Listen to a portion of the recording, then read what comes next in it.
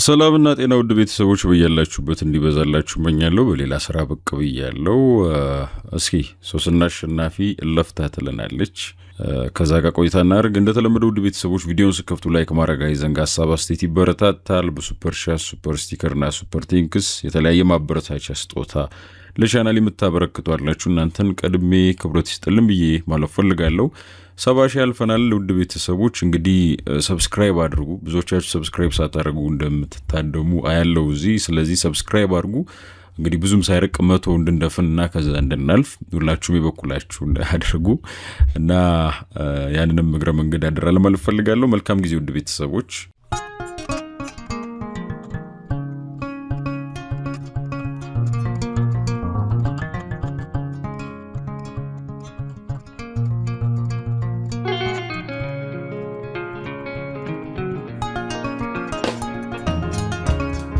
ከአብዱራህማን ጋር አብሬ ገላይን ታጥቤ አላውቅም።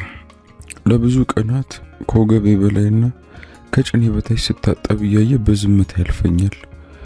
ይህን የሚያደርገው ምንም ነገር እንዳይጠይቀኝ ስላስማልኩት እንጂ ስንት ቀን ራቁቴን ሊያቅፈኝና ሊያየኝ ይከጅል ነበር። አብዱራህማን ባሌ ነው። ቆዳውን ገፎ ቢያለብሰኝ ቅሬታ የሌለው የልቤ ሰው። ወስልቼ አላውቅም። ከባሌ ሌላ የሚያሰብኩት የተመኘሁት ወንድ የለም።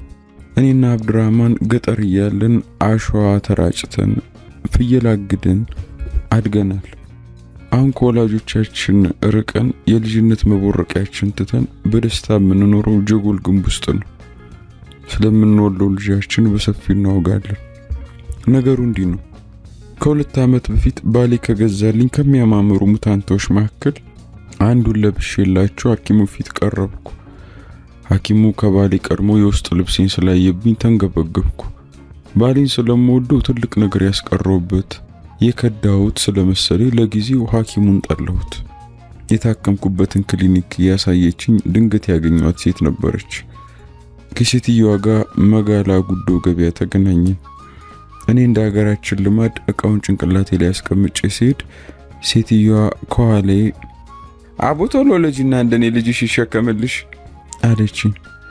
አጠገቧ እቃውን ጭንቅላቱ ላይ አስቀምጦ ቱስ ቱስ የሚለው ልጅ እያሳየችኝ ኢንሻአላህ ታድልሽ አልኳት። ድንገት አልሐምዱሊላህ አግብቼ 18 ዓመት ሳልወልድ ቆይቼ በሕክምና አላህ ሲረዳኝ ይሄን የመሰለ ልጅ አገኘሁ አለችኝ ወደ ላይ አንጋጣ።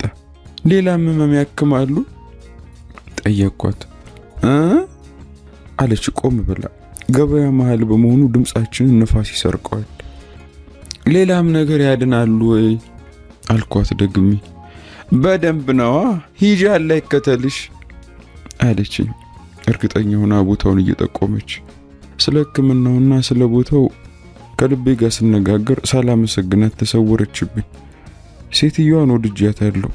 ስለ ህመሜ አጥብቃ አልጠየቀችኝም። በነጋታው ወደ ክሊኒክ ሄድኩ። ከጀጎል አካባቢ ታክሲ ብቻ ነበር ያደረሰኝ። የመጀመሪያ ቀን ወደ ክሊኒኩ ስገባ የሀገሬ ሰዎች ንግግር ተቀበለኝ። የሚያውቁኝን ሰዎች ባገኝስ ብዬ ሰጋው። ግቢው በሰው ተጣቧል። ሐኪም ቤት በማይመስለው ግቢ ውስጥ አልፎ አልፎ ከተተከሉ ዛፎች ስር አነስተኛ ፍራሻቸውን ዘርግተው የተቀመጡ ታካሚዎችና አጃቢዎቻቸው ጫት ዘርግተዋል። ቤተሰቦችን አስታወሱኝ። እዚህ ክሊኒክ ውስጥ ኦሮምኛ፣ ሀደርኛ፣ አማርኛና ሶማሊኛ ይነገራል። ታካሚዎች ቋንቋዎቹን እየደበላለቁ ያወራሉ።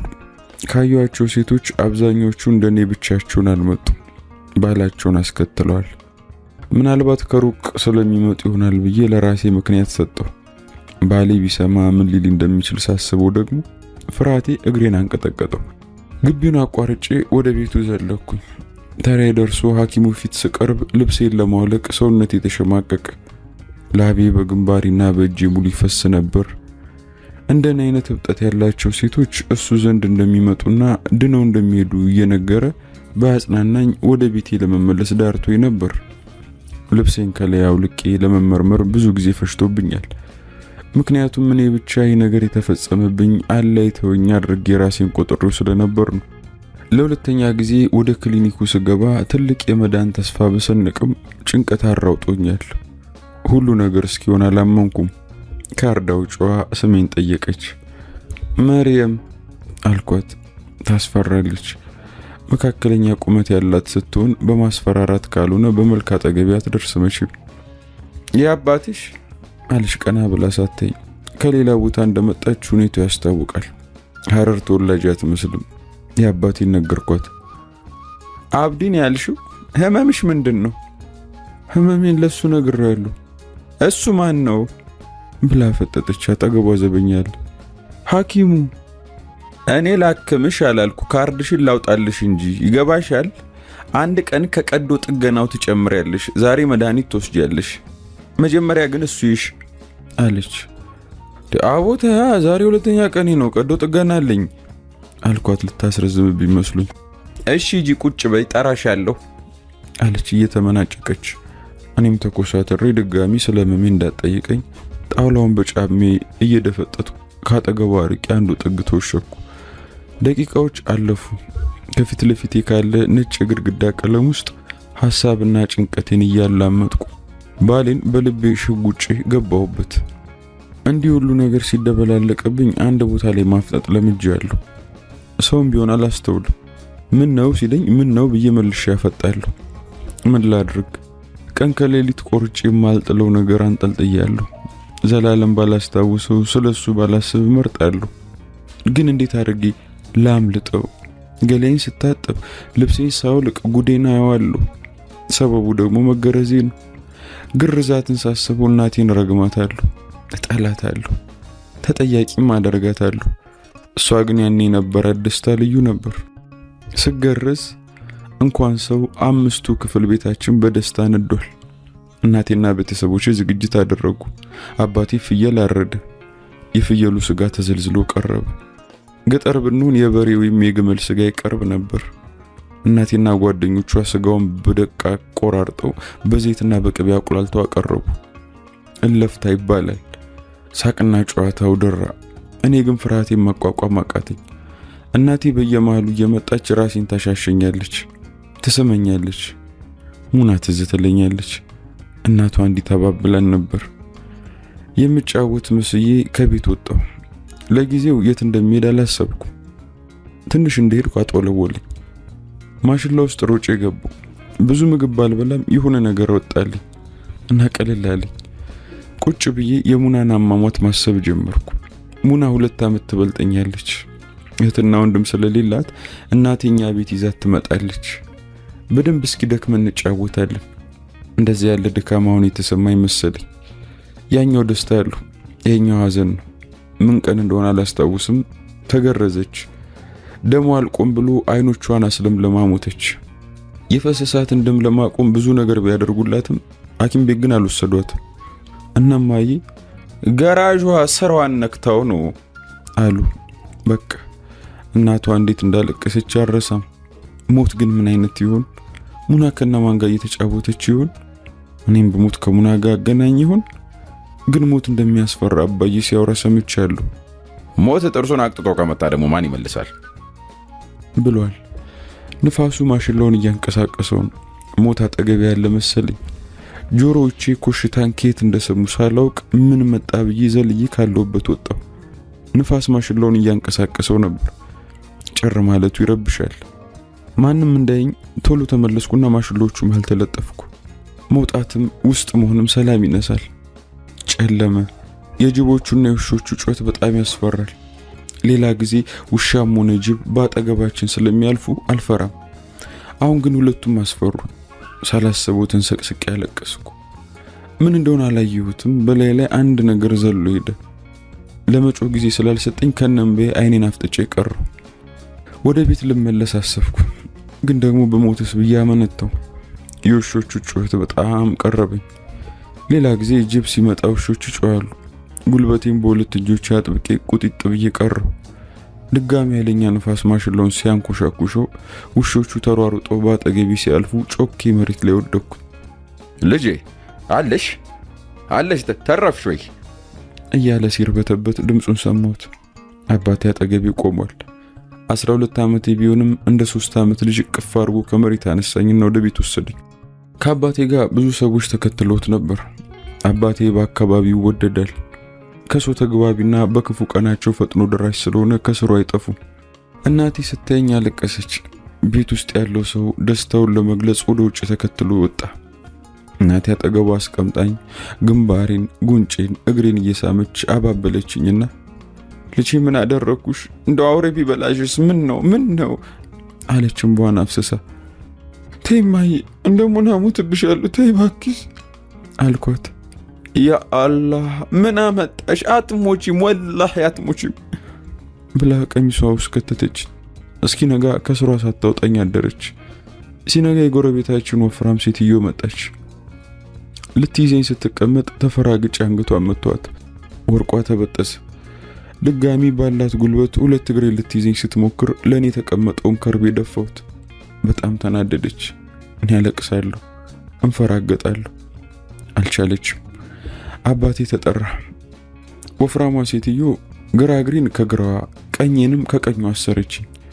ልትገርዘኝ የመጣችዋ ሴትዮ ለጋሬ ከሚባል ቦታ ጅግጅጋ መንገድ ቂቤ የምታመላልስ ነች። በደንብ ትገርዛለች ተብላ ነው ለሷ የተሰጠሁት። ግን ማንም እንደማይገርዝ ተገረዝኩ። ወፍራሟ ሴት ቁጭት ያላት ይመስል ከንፈሩ ላይ ውሃ እየረጫችሁ በደንብ ላጡት ይቀረዋል እያለች አስላጠችው። ከዚያም በሾ ሰፍተው ብልቴ ላይ ተፈጨ ከርቤ ነሰነሱብኝ። ሲጨርሱ ሁለቱን እግሬንና ሁለቱን አውራጣቴን አንድ ላይ አሰሩኝ። በዚያ ሰዓት ሰውነቴ እየተንቀጠቀጠ ላብ ይወርደኛል። ብቻዬን ወደ ገደል እየተጣልኩ መሰለኝ። የእናቴና የገራዧ ድምፅ ከርቀት ይሰማኛል። በስቃይ ውስጥ ሆኜ አላህ የት ነህ? እስክሞት ለምን ትጠብቃለህ? ተሰቃየሁ ድረስልኝ እያልኩ መለፍለፍ ጀመርኩ። እናቴ አጠገቤ ሆና ዝም እንድል ታባብለኝ ጀመር። ውሃ ስጪ አልኳት። ውሃ አይጠጣም ይከፍታል፣ ይህን እንኪ አለችኝ። ገንፎና የፍየል ወተት ሰጠኝ። ይህ ምግብ ብቻ እየበላው ሳምንት ቆየሁ። በዚህ ጊዜ በእኔ ዕድሜ ያሉ ጓደኞቼ፣ የጎረቤት ልጆች ተሰብስበው እየመጡ ያጫውቱኛል። ከልጆቹ መሃል በተደረገልኝ ነገር ታድላ እያሉ አይናቸውን ያቁለጨልጩም ነበሩ። ከድራና ሰሚራ ካልተገረዝም ብለው እናታቸውን አስቸግረዋል። ለእኔ የተደረገልኝ እንክብካቤና ዝግጅት መገረዟ የማይቀር ሴት ልጅን ያጓጓ ነበር። ሳምንት ሆነኝ። እንደያዘና እንዳልያዘ አዩልኝ። ገና ነው ብለው ደግሞ በሾ ሰፉኝ። ከዚያ ህመሙ ባሰ። ሽንቴን መሽናት ጭንቆና ሲወጥረኝ ወደ ውስጥ መልሰዋለሁ። ሆዴ ተነፋ፣ ሰውነቴ ያበጠ። እናቴ አባቴን ጠርታ በግድ እንድሸናት አስገድደኛለች። አባቴን ሳይ ትንሽ ሸንቼ ያቆማሉ። ሙሉ በሙሉ ስለሚያወጣ እንደገና ይጠራቀማል። ቆሰልኩ፣ በሰበስኩ። እስከ 3 ወር ከመኝታ ያልተነሳው። መነቃነቅ ሲያቅተኝ ህመሜ ሲበረታ ቃዥ ነበር። እናቴ በዚህ መሃል ወተት ትግተኛለች። ምንም ያህል አይቆይም፣ መልሶ ይወጣል። ምግብ ይዛ እናቴ ስትመጣ ጠላታለሁ። እኔ ቢኖርልኝ የምፈቅደው አብዱራህማንን ብቻ ነው። አብረን የምንጫወታቸው ጨዋታዎች ይታዩኛል። አብዱራህማን ከኛ ቤት በታች የሚኖር ልጅ ነው። በእድሜ ተቀራራቢ ስለሆንን አብረን ፍየል ስንጠብቅ በየቁጥቋጦ ስንባረር እንውላለን። እኔና እሱ ባልና ሚስትም እየሆንን እንጫወታለን። ልጆች ሲመቱኝ ያግዝልኛል። አንድ ጊዜ ታሞ ወደ ሌላ ቦታ ሲሄድ ከማንም ጋር ልጫወትም ብዬ ቤቴ ነበር የምቀመጠው። ድኖ እስኪመለስ ድረስ በህልሜ ያየው ነበር። እናቴን ስነግራት አህየ ልጅ ፍቅር ብላ ዝም አለች። ግርዛቴን ጨርሼ ከ3 ወር በኋላ ወጣሁ። እናቴ ቆንጆ ቀሚስ ገዝታ ለበሰችኝ። ልብሱ በጣም ያምር ነበር። ስስ ሆኖ የሚያብረቀርቁ ነገሮች ላይ ተለጥፈውበታል። ቀድሜ ሄድኩት አብዱራህማን ጋር ነበር። አጣሁት። በጣም ቀራልኝ። ፍየል ሊጠብቅ ወጥቷል አሉ። እሱን ፍለጋ ወደ ቁጥቋጦ ሄድኩ። ግልገል ፍየሉን አንገቱ ስር ለጥፎ ይጫወታል። እቺን ፍየሉን ይወዳታል። አድጋ ስትወልድልኝ አንዱን እሰጥሻለሁ ብሎኛል። አብዱራህማን ሲያየኝ ፍየሉ አለቆ ተነሳ። ትልቅ ልጅ የሆነ መሰለኝ። ጸጉሩ እስከ ግንባሩ ተደፍቶ ቆንጆ ልጅ ሆናል። እጄን ወደ ኋላ አድርጌ መሬት ማየት ጀመርኩ። እኔ አንድ ጨዋታ ላሳይሽ አለኝ ፍየሏን እያሻሽ። የት ነው አቡ? እኔ አልሄድም አልኩ ተቆጥቼ። የሚሰማኝ ግን ናፍቆትና ፍርሃት ነበር። እሺ እዚህ እንጫወት አለ። እንጨትና ጠጠር ካስቀመጠበት እያነሳ ጨዋታው ባይገባኝም እሱን እያየው በእንጨትና በጠጠሩ ተጫወትኩ። አብሬው በሆንኩ ጊዜ በጣም ደስ አለኝ። ሲመሽ እስከ ቤት ሸኘኝ። ከተንበሪውን ስገባ ተመልሶ ከፍየሏ ጋር እየተጫወተ ሄደ። ቤት ውስጥ እናቴ እራት እያዘጋጀች ነበር። ዝም ብያት ቁጭ አልኩ። እንደሌላ ጊዜ ቢሆን አቅምሽን ትንሽ ልብላ ስጭኝ እያልኩ መከራዋን አሳያን ነበር። በተለይ ብስኩትና ከረሜላ ከሱቅ ለመግዛት ጨላ ወይም ሳንቲም ስጭኝ እያልኩ መቆሚያ መቀመጫ ሰጣታለሁ። ገበያ ስትሄድ ገዝተሽልኝ ነኝ፣ ምንም ካላመጣሽ አለቅሳለሁ እላት ነበር። አሁን እሱን ሁሉ ትቻለሁ። አንድ ቦታ አንገቴን አቀርቅሬ ከተቀመጥኩ አልነሳም። በዚያ ላይ ሽንቴን በፍጥነት መሽናት አልቻልኩም። ሽንቴ እንዳይመጣ ውሃ አልጠጣም፣ አለቅሳለሁ። እናቴ እኔን ለማባበል ስራዋን ሁሉ ታቆማለች። የሚጣፍጥ ብስኩት በስኳር በማር ትጠብስልኛለች። እኔ ግን ምግብ ቀንሻለሁ፣ ቀመስ አድርጌ ተዋለሁ። 14 ዓመት ሞላኝ።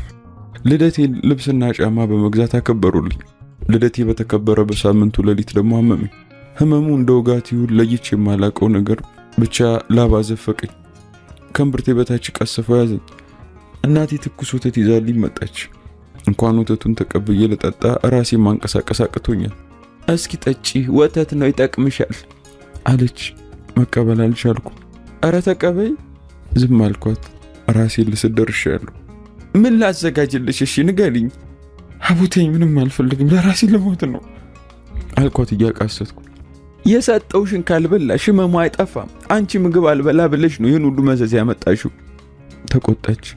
ውጋቱ ቅጽፍ አርጎ ሲይዘኝ መናገር መነሳትም አቃተኝ። የፊቴን መለወጥ አይታ ደነገጠችና መርየም ምን ሆንሽ ንገሪኝ አለች። መልስ አልሰጠኋት። አንድ ነገር ሊወርድ ያለ ይመስለኛል፣ ግን ደግሞ ቁጥር ብሎ ውጋት ለቀቀብኝ። እጄም እግሬም ዛለ። እስኪ ንገሪኝ፣ ህመሙ ምንሽ ላይ ነው አንቺ? ሆዴን፣ ራሴ፣ ሁሉን ነገር በቃ ያዙረኝ። ያ ነገር መታል መሰለኝ ብላኝ ሄደች። እሷ እስክትመጣ ውስጥ እግሬን ሳይቀር ማቃጠል ጀመረኝ። ምንም ያህል አልቆየች። ትኩሷ በሳህን ይዛልኝ መጣችና ነይ እዚህ ላይ ቁጭ በይ አለች። ስገላለጥ እንዳታይብኝ ስለሰጋው እሱ ምን ይሰራልኛል አልኳት። ግድ የለሽም ሲሞቅሽ ትንሽ ይወርዳል ነይ አለች ደግፋ እያነሳች። ሰፊ ቀሚሴን ሳላውልቅ ፎጣ ጉልበቴ ላይ አድርጌ ተቀመጥኩ። መቼ ነው እንደጀመረሽ?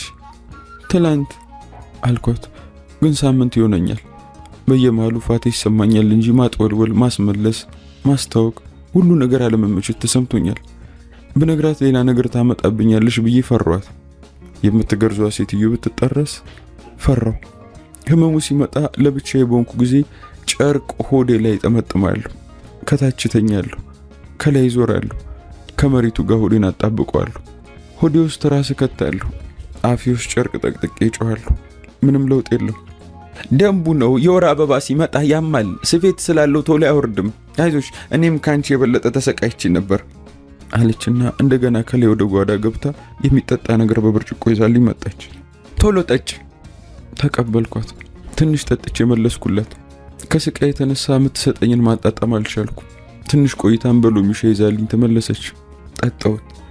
በልቤ ከጠጧቸው ነገሮች ሁሉ ያበጠውን ነገር እንዲያጠፋ አላህን ተማጸንኩ። ከነዚህ ነገሮች በኋላ ትንሽ በጣም ትንሽ ጠብ ብሎ ቆመ። ከሳምንት በላይ በጣም ታምሜ ካልጋ መነሳት አቃተኝ። ወገቤ ላይ ያለውን ህመም ለመግለጽ ይከብደኛል። ተቀምጬ ቶሎ አልነሳም።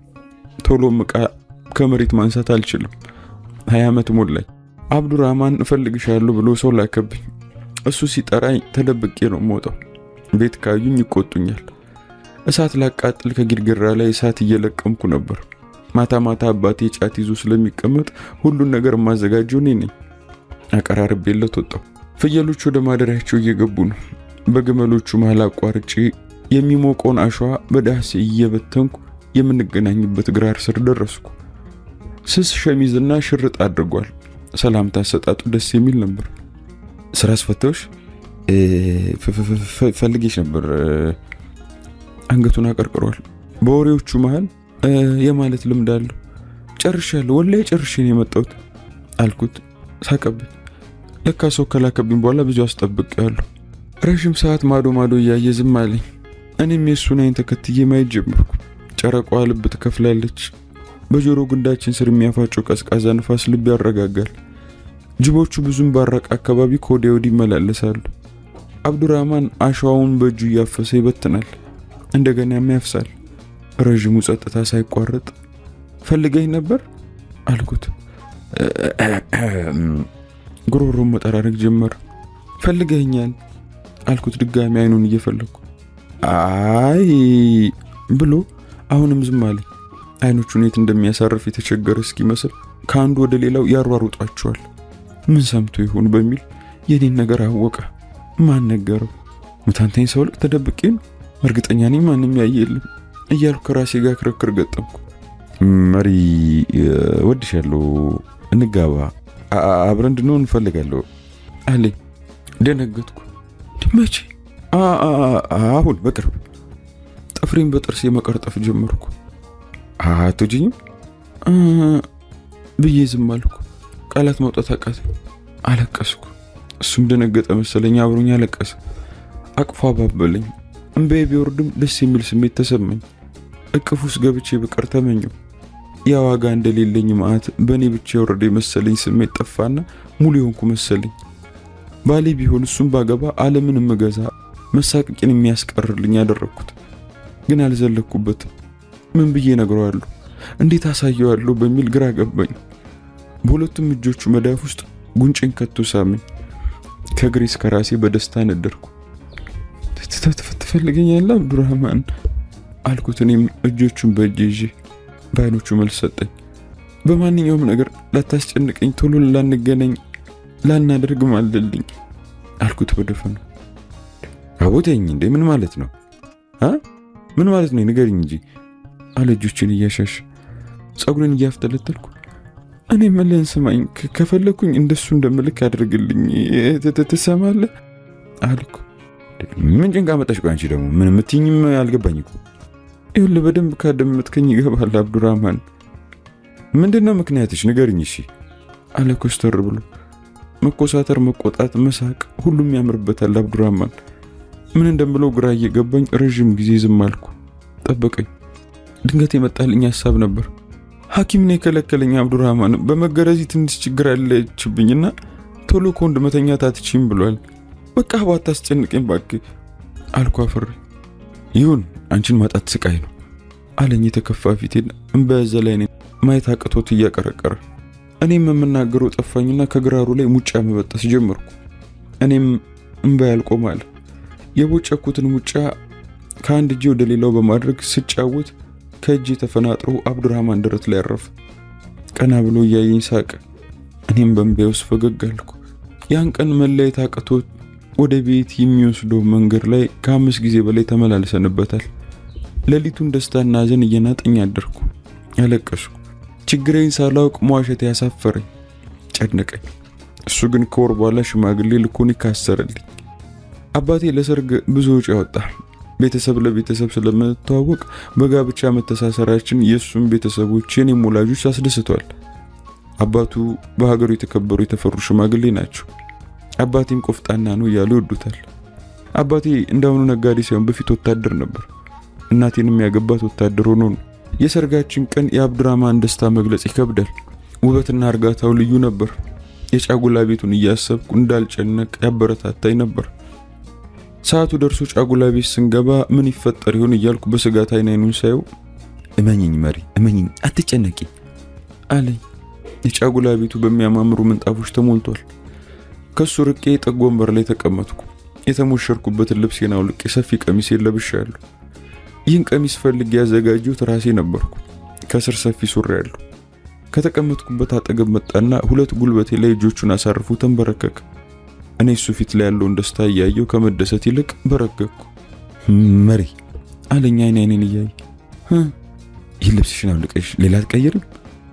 አይ ይሄ ይመቸኛል ብዬ ልብሴን ቋጥሬ ጉልበቴ ላይ ያዝኩ። ሰርግሽ መሆኑን ረሳሽው እንዴ? እኔ እኮ ባልሽ ነኝ። እንዲህ መጀባቡን ምን ይሉታል? ልብስሽን ቀይሪና ትቅፍቅፍ ብለን እንተኛ እንጂ። አቦቶኛል፣ አልወልቅም። የሚመቸኝ ማውቀው እኔ ነኝ አልኩት ምንጭቅ ብዬ። ዝም ብሎ አየኝ። ፈራሁት። መረጋጋት አቃተኝ። እሱም በወሲብ ነደዱ። ምን ይፈጠር ይሆን እያልኩ ስሰጋ ከአጠገቤ ተነስቶ አልጋው ላይ በልቡ ተኛ። 1 ሰዓት ሆነ። ከአልጋው ላይ ተነስቶ ጉንጬን ሳመኝና ፒጃማ ለበሰ።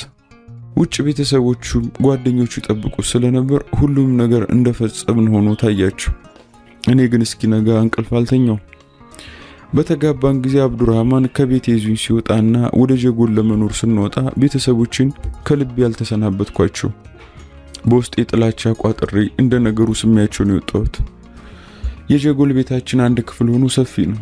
የቤቱ እቃዎች ጥራት ያላቸውና በእኔ ምርጫ የተገዙ ናቸው። አብዱራህማን ብዙ መናገርና ከሰው መግባባት ቢያቅተውም ነጋዴ በመሆኑ ብዙ ሰዎች ያውቃል። ቅዳሜ ስለሚወዳት በየሳምንቱ ጫት የሚጋበዙ እንግዶች ቤት ይመጣሉ። እኔ ጠላቸዋለሁ። የሁሉም ምኞት እኛ ለምንወልደው ልጅ መጫወቻና የሚያስፈልገውን ነገር ይዞ መምጣት ነው። ይሄኔንም እሱንም ይረብሸናል። እኔ በተለይ ስለ ልጅ ከተነሳ የምሰራው ስራ ሁሉ ይበላሽብኛል። የተፈጠረብኝን መጥፎ ስህተት ለማጥፋት ብዙ ሰዓት ይፈጅብኛል። ከተጋባን 1 ወራችን አገባደድን። በ1 ወር ጊዜ ውስጥ የተሰማኝ የሙሽርነት ስሜት የተዘበራረቀ ነበር። በዚህ ጋብቻ ወር ውስጥ እኔም አብዱራህማንም ስሜታችን ተመሳሳይ ነበር። ቤት መያዛችን፣ እንግዶች መቀበላችን ሌላ ነገር እንዳናስብ አድርጎናል። በተለይ እኔ ተደስቻለሁ። ሁል ቀን እንግዳ ከቤት እንዳይጠፋ ተመኝቻለሁ። ለመዳችሁ ለማለት ብዙ እንግዶች ቤታችን ስለሚመጡ ቡና በማፍላት በመጠጣት ጫት በመቃም ከእንግዶች ጋር ብዙ ጊዜ በማሳለፍ ሁለታችንም ብቻችን ለመገናኘት አልተመቸንም ነበር። እንዲሁ ከሚመጡ እንግዶች ማለም 3-4 ቀን አድሮ የሚሄዱ ነበሩ። 2ኛ ወር መተቃቀፍ፣ መሳሳም፣ ብቻችንም መሆን መፈለግ ሁለታችንም ጋር ያለ ስሜት ቢሆንም እኔ ጋር ጭንቀት፣ አብዱራህማን ጋር ደግሞ ጉጉት ተፈጠረ። እንዲሁም 1-2-3 ቀን ሊያድሩ የሚመጡ እንግዶች መልሷል። የልቤ ሐሳብ ሌላ ቢሆንም እንግዶችን ለምን መለስክ ብዬ እነጫነጭበታለሁ። እራት ውጪ እንብላ ብሎም ይዞኝ ሄደ። ቤቱ ብዙ ግርግር ያለውና የደመቀ በመሆኑ ጭንቀቴና ፍርሃቴን ረሳዋለሁ። በተቀመጥንበት በለስላሳ እጆቹ ሲዳብሰኝ ሲያቅፈኝ ደስታውን አልቻልኩትም። መዝናኛ ቦታ የሄድን ጊዜ በሚያደርጋቸው ነገሮች ምንም ቅዋሜ የለኝም። ምሽት ወደ ቤታችን ስንመለስ ሌላ ጥያቄ እንዳያነሳብኝ በሰላም ከነደስታዬ እንድተኛ አላህን መለመን ጀመርኩ። አልጋችን ላይ ወጣን። ምንም ሳትለብሺ ሙታንታና ጡት ማሳጃ ብቻ አድርገሽ እንተኛ አለኝ። እንዴት እንዴ? አልወድም፣ እንደዛ አልለመድኩም አብዱራህማን አልኩት። ዛሬ እንዳገኘሁት እንደ እንግዳ ሰው ሁሉ። እኔ ጋር ሆነሽ የምን መልመድ ያስፈልግሻል? ሃይ ታፍሪኛለሽ? ምንድነው የምትዩ? ቃል አልነበረንም ወይ? ቃሌን አላፈርስም። እቅፍቀፍ ብለን እንተኛ እኮ ነው ያልኩሽ። ምንድነው የምትዩ? አለ። እሱም እንዳለው ማድረግ ቢያምረኝም አልደፈርኩም። ከታች ኩርምት ብዬ ተቀመጥኩ። እሺ ከነ ልብስሽ ነይ። አንሶላውን ገለጠልኝ። በነጋታው ቤቱም እንዳይከፈት እኔም ከመኝታዬ እንዳልወርድ ፈለገ። ጥያቄ እንዳላነሳ ደጋግሞ አፌን በመሳም ዝም አሰኘኝ። ካሁን ጀምሮ ተቀፍቀፍ ብለን እዚች አልጋ ላይ ውለን እናድራለን። ወላሂ በል እስቲ። ኧረ እባክህ አለኝ። ቤቱ ሲዘጋ ምን ተፈጠረ ብሎ ሰዎች ይምጡ አልኩት። ማንም አይመጣም። ቢመጣም በራን ከፍተ። እንዲህ ካላደረግን ቀኑ እየመሸ ይነጋል። ከምሩን ስለመሰለኝ እንቅስቃሴዎቹን መጠበቅ ጀመርኩ። በአንድ ልቤ ላሳየውና ይለይለት እላለሁ። በሌላው ልቤ ደግሞ ቢጠላኝስ፣ እብጠቱ ከየት መጣ ቢለኝስ ምን እመልሳለሁ? በሐሳብ ሰዋኝ ወደ ጆሮቼ ተጠግቶ መሪ ልብስሽን አውልቂ፣ ራቁታችን እንተቃቀፍ አለኝ። የአብዱራህማን ድምፅ አልመሰለኝም። ተፈናጥሬ ከእቅፍ ውስጥ ወጣሁበት። ተናደደ። ለምንድን ነው እንዲምትሆኙ? ቆይ ባልሽ እኮ ነኝ አሉኝ። የሰውነቱ ስሮች አቅጥጠው እያዩኝ። አንዳንድ ጊዜ አብዱራህማን ይገርመኛል። እንዳደግንበት አካባቢ ኃይለኛ ግልፍተኛ አይደለም። አልጋችን አጠገብ ያለውን መጋረጃ ያዘጋውበትና በሩን ልከፍት ተራመርኩ። በመገረም በመናደድም መጋረጃውን ገልጦ መሪ አብረን ማደጋችን ሁሉ ረሳሹ? በቃ ዝም አልኩት። ቁርስ ለማዘጋጀት ዕቃ እያነሳሳው ነበር። ረጋ ብለሽ አስቢበት ብሎኝ መጋረጃው ውስጥ ገባ። እኔም ስራዬን ቀጠልኩበት። ለሳምንት ምንም አልተነጋገርንም። 3 ወር። አንድ ቅዳሜ የተጋበዙ እንግዶች መጥተው ከሄዱ በኋላ ቁጣ ይለው ጀመር። ምርቃና መስሎኝ ዝም አልኩት። ምን እንደሚል ሳላደምጠው ለብቻው ያጉረመርማል። እኔም ወደ ምርቃናው ስለሆንኩ ግድ አልሰጠኝም። ዝምታዬን ቀጠልኩበት። ሲመረቅን ወተት ይፈልጋል። ወተቱ ደግሞ ፊቱ ሲቀመጥ ደስ አይለውም። ኬትሌ ውስጥ አድርጌ ማመጣለት እኔ ነበርኩ። ሳይጠይቀኝ ራሱ አምጥቶ ጠጣ። ምንም አላልኩትም። መሪም ችግርሽን ለምን አትነግሪኝም? ሐኪሙ የት ነው? ቆይ ማነጋገር እፈልጋለሁ አለ። 2 ድንጋጤ ደነገጥኩ። ለመጀመሪያ ጊዜ ነበር ሙሉ ስሜን የጠራው። ራቁቴን የቀረው መሰለኝ። ሆስፒታል ሜዴን የሰማና ያወቀ ስለመሰለኝ አፍጥጬ ቀረው። እሱ ግን ያኔ ሊያገባኝ ሲጠይቀኝ ግንኙነት እንዳላርግ ሐኪም ከልክሎኛል ያልኩትን አስታውሶ ነበር። ሰምተሽኛል አለ ፍራሽ ላይ እግሩን እያቆላለፈ። ከተዘረጋው ጫት እየቀነጠስኩ አፌ ውስጥ ሞጀርኩ። ካፌ የተረፈውን መቀነጣጠስ ጀመርኩ። ከተጋባን ስንት ጊዜያችን ነው? ጫቱን ነጠቀኝ። ሃይቶኝ በቃ እሱን አትንካው መልስ። መጀመሪያ የጠየኩሽን መልሽ። 3 ወር። ለምን ቶሎ አልተናገርሽም? ረሳሽው አለኝ በማሾፍ። ለሱ ምንም ባልመለስም በሾክ ላይ የሚሄድ ያህል የተሳቀቅኩበትን እያንዳንዱ ምሽት አስታውስ ነበር። ሰውነቴ እየተሸማቀቀ መንፈሴ እየተረበሸ ሁል ጊዜ ማለዳ ከሁሉም ቀድሜ ካልጋ ወርዳለሁ። ምሽትም ማልሰራውን ስራ ፈጥሬ እሰራለሁ። ሰዓቱ እንዲሄድ እንቅልፍ እንዲጥለው ብቻዬን ስቅም አድራለሁ። ይህን እንዴት ልረሳው እችላለሁ? ታዲያ እድሜ ልካችንን እንዳንገናኝ ነበር ሐኪሙ ያዘዘሽ? 3 ወር ማለት ልጅ ተረግዞ የሚንቀሳቀስበት መሆኑን አታውቂም? ሽማግሌ እኮ ሳልሞት ልጄን ልሳም እያለ በነጋ በጠባ ሰው ይልክብኛል። ምን ታይቶት እንደሆነ ምን አውቃለሁ? ገና በ3 ወር የምን ልጅ ነው እንዴ? የምን መቸኳኩል ነው? የምን ሰው ማስጨነቅ ነው እንዴ? አቦታያ ምን ትላለች? ነገሩን ጭራሽ የሌላው እሺ ይሁን ለኔም እና ላንቺ ሚስጥር ልታረጊው ፈለግሽ? ትንሽ ታገሰኛ አላልኩም ወይ አልኩት አጠገብ ያሉትን ዕቃዎች እያተራመስኩ። መንፈሴ ስለተረበሸ የቆላሁትን ቡና የሚጠጣው ወተት ውስጥ ከተትኩ። ወለበ አቦ ጮኸ። ከዚህ በላይ ምን ልታገስሽ? ምኑን አውቂ? ይገባሻል? ታውቂያለሽ? እምባዬን መቋቋም አቃተኝ። እኔና አንቺ እድለኞች ነን ብዬ ነበር። በፍቅር አድርገን በፍቅር የተጋባን። አሁን ግን ሁሉ ነገር እስር ሆኗል። አንተ ወለበል ሃይታ አንቺ ወለበል ንገሪኝ እስኪ ሰው መውደድ መጫወቻ መሆን ነው? ሰዎች ልሰብስብና ልጠይቅሽ? ቤተሰብ ልጥራ? አላማሽ ምንድን ነው? ያንን ቀን የጫጉላውን ዕለት ሁሉ ነገር እንደሚፈጸም ታውቂ የለህ? ማንም ያንቺን ሰዓት አልፋትማ። ግድግዳውን በቦክስ ነረተው። እመነኝ ሁሉም ነገር ይስተካከላል አብዱራህማን አልኩት የሐኪሙን ተስፋ ይዤ። አላምንሽም። ሃይ ከእንግዲህ አላምንሽም በይ። ሂጂ አንቺ ዞር በይ። ሰይጣን አትሁኝብኝ ብሎ የለስላሳ ጠርሙሱን መሬት ላይ ከሰከሰው። ከዚያም የቤቱን ዕቃ ሁሉ መገልበጥ መጣል ጀመረ። ለደቂቃ የሚያደርገውን ሳይፈራው ከልቡ እንደተናደደም ገባኝ። እንዲሆኑ አይቼው አላውቅም። ሁሉ ነገር የጠፋ መሰለኝ። እንደ ዶክተሩ ንግግር በቀላል ቀዶ ጥገና የኔ ችግር ይወገዳል። ግን ለአብዱራህማንን ማስረዳት ይከብዳል። በዚያ ላይ እስካሁን ደብቄው ስለተናደደና ስለጠየቀኝ ስትገረጂ የብልትሽን አፍንጫ ክፉኛ ገዝግዘው ጥሎት ስለነበር ያኑ ኢንፌክሽን ፈጥሮ ያበጠው አለኝ ዶክተሩ ብሎ ቤት ያምነኛል። ልብሽ ሩቅ ነው አትፈልገኝም ብሎ ያዝንብኛል። በዚህ መሃል በሀሳብ ውስጥ ሆኜ ስንፈራገጥ ቤቱን ጥሎልኝ ወጣ። በሳምንቱ ከመኝታ የወረድኩት ከሌላው ጊዜ ቀድሜ ነበር። ስገላበጥ እንቅልፍ ባይኔ ሳይዞር ነጋ።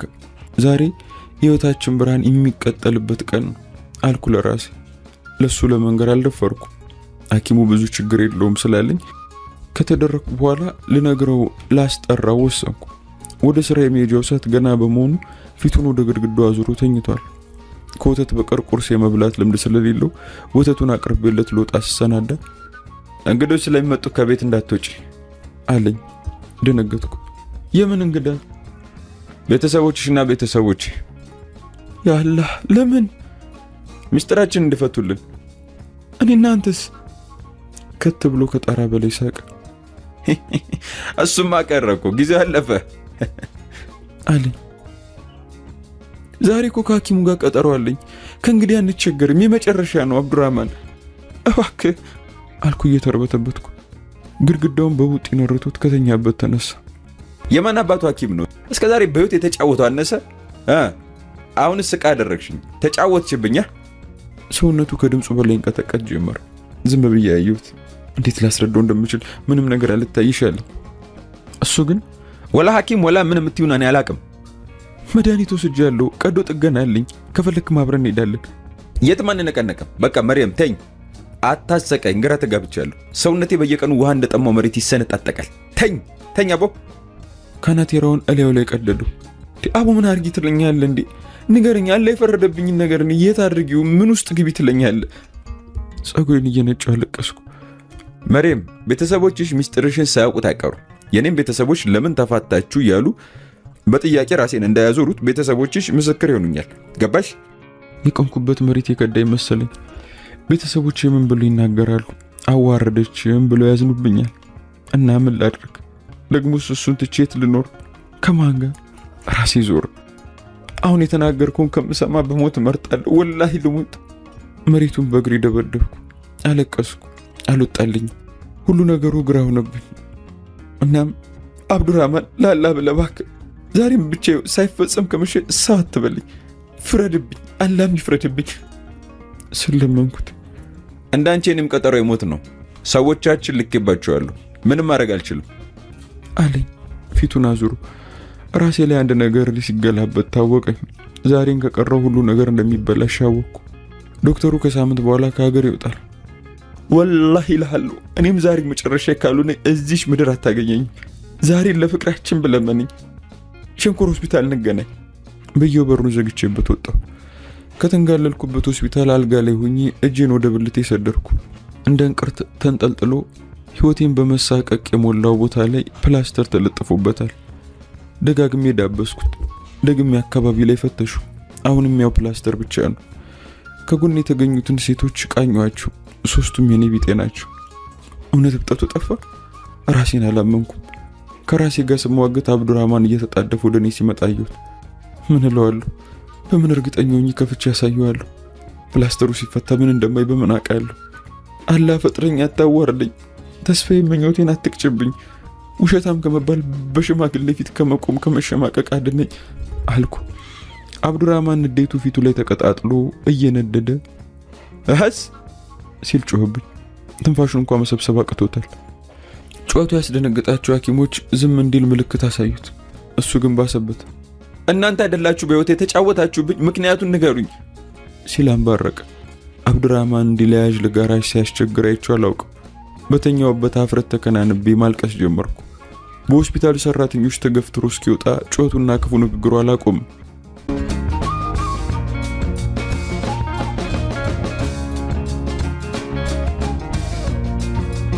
ነፃነቴን ካወሽኩ 1 ዓመት ሞላኝ። ቀይ ምንጣፍ በለበሰው ፍራሽ ላይ ከአዳዲስ ትራሶች መሃል ተቀምጠን እየተጎራረስን መክሰስ በላን። ድንገት አንቺ መሪ ልጁ ይንፈራገጣል አለኝ። እውነት መስሎኝ በእጄ ሆዴን ማዳመጥ ጀመርኩ። ከት ብሎ ሳቀብኝ። ብብቱን ልኮረኩረው እጄን ሸሚዝ ውስጥ ስከት እሱም እጆቹን ጭኖቹ መሃል ሰደዳቸው።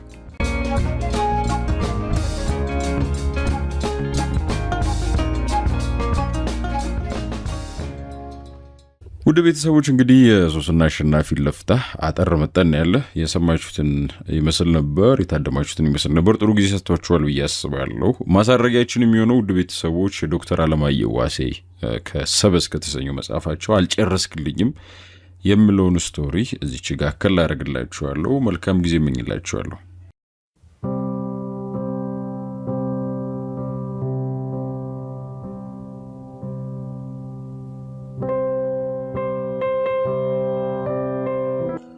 በ1983 ዓመተ ምህረት በአለማያ ግብርና ዩኒቨርሲቲ በአሁኑ ሀሮማያ የ3ኛ ዓመት ተማሪ ነበርኩ። የዓመቱን ትምህርታችን ወደ ማገባደድ አካባቢ ሳለን ተማሪዎች ወደ ወታደራዊ ማሰልጠኛ ተቋማት ሄደው እንዲሰለጥኑና በወቅቱ በነበረው የእርስ በርስ ጦርነት በመንግስት በኩል እንዲሰለፉ ተወሰነ። በዚሁ መሰረት ተማሪዎች ሁሉ ወደ ብላቴ ወታደር ማሰልጠኛ እንዲዘምቱ ሲደረግ እኔም እንደ ተማሪነቴ ወደ ስልጠናው ለመሄድ በግቢው ውስጥ የሚደረገውን ወታደራዊ ጤና ምርመራ ለማድረግ ተሰለፍኩ። ይሁንና በነበረብኝ የጤና ችግር ምክንያት የጤና ምርመራውን ማለፍ ስላልቻልኩኝ በወቅቱ አጠራር ሜዲካሊ አንፊት በሚል ግቢው ውስጥ እንድቀር ተደረገ። ከወታደራዊ ስልጠና የቀረነው በማህበራዊና ኢኮኖሚያዊ ዘርፍ በኩል ልትዘምቱ ትችላላችሁ በሚል በጣት የምንቆጠር ተማሪዎች እዛ ዩኒቨርሲቲ ግቢ ውስጥ ቀርተን እንድንጠባበቅ ተደረገ። በዚህ አጋጣሚ ግቢ ውስጥ የቀረነው ተማሪዎች ቁጥራችን በጣም ትንሽ ስለነበር ካሉት ህንጻዎች በአንደኛው ህንጻ ተሰባስበን በራሳችን ፈቃድ በየክፍሎች እንዲሁም ተከፋፍለን መኖር ስንጀምር የዚህ ጽሑፍ ታሪክ ባለቤት የሆነው ሰው የመገናኘት እድሉን አገኘው። ይህ ሰው በሚገርም ሁኔታ ምናልባትም በሚያሳፍረኝ ሁኔታ ስሙን አሁን በእርግጠኝነት ማላስታውሰውና የት እንዳለና በህይወት ስለመኖሩ እንኳን መረጃ የሌለኝ በመሆኑ የልቤ ሐዘን ከባድ ነው። ይሁንና አሁን የምነግራችሁ ተረት ከዚህ ሰው የሰማሁት ነው። የነገረን ተረት አስታውሰ ስሙን ግን እንዴት ልትረሳው ቻልክ ብሎ የሚጠይቅ አንባቢ ወይም ታዳሚ ይኖራል። ጥሩ ጥያቄ ነው። ለምን እንደሆነ ግን መልስ የለኝም። ይህ ሰው በእድሜው ከኛ በጣም ተለቅ ያለ በ1960ዎቹ መጨረሻ አካባቢ በኢህአፓ አባልነት ተጠርጥሮ በደርግ እስር ቤት ውስጥ ግርፋት የደረሰበትና ረዥም የእስር ጊዜ ያሳለፈ ነው። በዚህ ግርፋት የተነሳ እግሮቹ ላይ በደረሰበት ጉዳት እንደ ልብ ፈጠን ብሎ መራመድ የማይችል ጸባይ ለስላሳ ተጫዋችና የዋሰው እንደነበር አስታውሳለሁ። ከደርግ እስር ቤት የተረፈችውን ህይወት በተስፋ ሞልቶ የግብርና ሳይንስ በዲፕሎማ ካጠና በኋላ የተወሰነ ጊዜ ስራ ሰርቶ በኋላም ከኛ ጋር የዲግሪ ትምህርት ለመቀጠል አድቫንስ ስታንዲንግ በሚባለው ፕሮግራም የገባ ሰው ነው። በህይወቱ ብዙ መከራን፣ እንግልትን ያየ ማጣትና ማግኘትን የሚያውቅ ስለነበር ከእርሱ ጋር መኖር ብዙም የሚከብድና የሚያስቸግር አልነበረም። ይህ ሰው በጣም ከሚወዳቸው ነገሮች አንዱ ምናልባትም በእስር ቤት በተዘጋ በር ውስጥ ለረጅም ዓመታትን በማሳለፍ ሊሆን ይችላል። ከቀኑ 11 ሰዓት አካባቢ ረጅም የእግር ጉዞ ማድረግ ይወዳል። ዶርም ውስጥ መቀመጥ ይጨንቀዋል። በዚህ ረጅም የእግር ጉዞ ውስጥ ሁሌም አብሬው እንዲሄድ ይፈልግ ነበር። እኔ ደግሞ የእግር ጉዞ ማድረግ ብዙም ደስ አይለኝም። ይልቁንም አልጋዬ ላይ ሆኜ በአካዳሚክ ነፃነት ያገኘሁትን መጽሐፍ ዝም ብሎ ከላይብረሪ እየወሰዱ ማንበብ፣ አለበለዚያ ደግሞ ቁጭ ብሎ ማውራት የሚቀናኝ አይነት ሰው ነበርኩ። እናም ሁሉ ጊዜ አብሬው እንዲሄድ ለማግባባት የሚያደርገው ጥረት ብዙ ጊዜ ባይሳካለትም አልፎ አልፎ አብሬው ሄዳለሁ። እንደተለመደው አንድ ቀን ስማ እስኪ ዛሬ ቀኑ ደስ ይላል፣ አየሩ ነፋሻማ ነው። አሁን ወተን በዚህ በሐይቁ በኩል አድርገን ዞረን ብንመጣ ምን ይመስላል አለኝ። ሐይቁ የሚለው ከግቢያችን ደቡብ ምዕራብ የሚገኘው የሃሮማ ሐይቅን ሲሆን የዩኒቨርሲቲ ግቢው ከዚህ ሐይቅ ጋር ተጎራባሽ ነው። እንደተለመደው አይ ደክሞኛል አልሄድም አልኩት። ሁሉ ጊዜ ማባበሉ ሲሰለቸው ጊዜ ነው መሰለኝ ድንገት ቁጭ አለና ዝም ብሎ የሆነ ነገር ማውራት ጀመረ። ከዚህ በኋላ የምነግራችሁ ታሪክ በዚህ መልኩ የጀመረው ነበር። አንድ 5 ደቂቃ ካወራኝ በኋላ ዝም ብሎ ተነሳና ጫማውን አርጎ ከዶርሚተሪ ወጥቶ መሄድ ጀመረ። እኔም በፍጥነት ጫማዬን አድርጌ ተከትየው ሄድኩኝ። ጥሎብኝ ተረትና ወግ ወዳለሁ። የምኖርበትን ህንጻ ለቀን ወደ ሐይቁ አቅጣጫ ቁልቁል በዝግታ እጆቹን ከኪሱ ከቶ እየተራመደ ሲሄድ እኔ ከጎን ሆኜ እሺ እባክህ የሚገርም ነው እላለሁ። እርሱ በዝግታ ተረቱንም መንገዱንም ይዞ ይራመዳል። እኔም ሳይታወቀኝ በተረቱ ገዝቶኝ እርሱም የሚፈልገውን የእግር ጉዞ የሚፈልገውን ርቀትና ጊዜ ከተጓዝን በኋላ ተመልሰን ወደ ዶርማችን ስንመለስ ተረቱ አላበቃም ነበር። እንግዲህ በል ለዛሬ እዚህ ላይ ይብቃ አለኝ። ዶርም ስንደርስ እንዲህማ አይሆንም ትጨርስልኛለህ አልኩት። አይ ነገርኩህ እኮ ነገ ቀጥልልሃለሁ አለኝ። ይህንን ያቆመበትን ቦታ በታሪኩ መካከል ስለማስታውሳችሁ እናንተም ስትደርሱበት ምን ያህል ወጣቱን ልቤ እንዳንጠለጠለው ልትረዱ ትችላላችሁ። ለማንኛውም በዚህ መልክ ማታ አራት በልተን ስንመለስ ብለምን ባደርግ ብሰራው ሊቀጥልልኝ አልቻለም። ስለዚህ በሚቀጥለው ቀን 11 ሰዓት መጠባበቅ ነበረብኝ። በሚቀጥለው ቀንም ይህን ትረካውን ቀጠለ። ያን ቀንም አላለቀም። ንዝንዝ ሳደርገው ደግሞ ፎይ አንተ እስኪ ቆይ መጀመሪያ የሰማውን ለማሰላሰል ጊዜ ይኖር እያለ ይቀልድብኛል። ብቻ እንዲህ ያደረገ የእግር ጉዞንም ተረቱንም ለቀናት ቀጠለ። ይሁንና የሚነግረኝ ትረካ ፍጻሜ ሳያገኝ ጀግናው የኢህአዴግ ሰራዊት አዲስ አበባ ገባ የሚል ዜና ሰማንና በእግር እየተንሸራሸርን ጣፋጭ ትረካ የምንሰማበትና የምናጣጥምበት ስሜት ጠፍቶ በጭንቀት ተዋጥን። ከቤተሰቦቻችን ጋር የምንቀላቀልበት ጊዜ እየናፈቀን ሁላችንም ተሸብረን ተረቱንም ሳይጨርስልኝ እነሆ ለመለየት በቃን። ሁላችንም ወደ የቤተሰቦቻችን በብዙ ጭንቀት ተጉዘን ከደረስን ከወራት በኋላ ወደ ግቢ ብንመለስም ይህ ሰው ተመልሶ ወደ ግቢ ስለመምጣቱ እርግጠኛ አልነበርኩም። ምክንያቱም የ2 ዓመት ትምህርት በ1 ዓመት መጨረስ ስለነበረብን ወከባ ላይ ስለነበርን፣ በዛ ላይ የጥናት መስካችን የተለያየ ስለሆነ ይመስለኛል። ያም ሆነ ይህ ግን የተረቱን ፍጻሜ ሳይነግረኝ በመቅረቱ ሁሉ ጊዜ ይቆጨኛል። የተረካው ፍሰትን ተከትዬ በምናቤ ልጨርሰውና ልጻፍ ውልና መብቱን የተጋፈው ስለሚመስለኝ አቅማጣለሁ። ይሁን እንጂ እርሱ የተረከልኝን ያክል ባይሆንም እንኳ በተቀራረበ ትውስታ የነገረኝን ለአንባቢ ለማካፈል ወሰንኩ። ተረቱን ሲጀምረው እንዲህ ብሎ ነበር። በድሮ ጊዜ አለ ረጋ ብሎ፣ በድሮ ጊዜ ዓለም እንዳሁኑ በአህጉር ተቀምራ በሀገር ተከፋፍላ ብዙ ከመሆኗ በፊት በ4 ንጉሠ ነገሥታት ትመራ ነበር። የምዕራቡ ንጉስ፣ የምስራቁ ንጉስ፣ የሰሜኑ ንጉስ፣ የደቡቡ ንጉስ እየተባለ በዚህ መንገድ ትመራ ነበር። አሁን ማወራ በምዕራቡ ንጉስና በምስራቁ ንጉስ የተፈጸመ አንድ ገራሚ ታሪክ ነው። ይገርማል። የምዕራቡ ንጉስ እጅግ ሲበዛ ልጅ ይወድ ነበር። መንግስቱ የተደላደለ፣ ሀገሩም ልምላሜ የተሞላ፣ ህዝቡም በሰላም ይኖራሉ ቢባልም ይህ ሰው ግን የልጅ ፍቅር ያንገበግበው ነበር። በሕግ ሚስቱ ከንግስቲቱ አንድ ወንድ ልጅ ብቻ የወለደ ሲሆን በዛ ሁሉ ሀብቱና በዛ ሁሉ ግዛቱ ግን ብዙ ልጆች ሊኖሩት ሲችል አንድ ልጅ ብቻ ወልዶ በመቅረቱ ሁሉ ጊዜ በጣም ያዝን ነበር። ይህንንም ልጅ ወደ ኋላ እድሜው መጨረሻ እንደወለደው ይነገራል። አንድ ቀን በሰረገላ ተጭኖ በወታደርና በመኳንንት ታጅቦ ሲሄድ አንዲት የኔ ቢጤ ሴት መንገድ ዳር ቁጭ ብላ ስትለምን ያያል።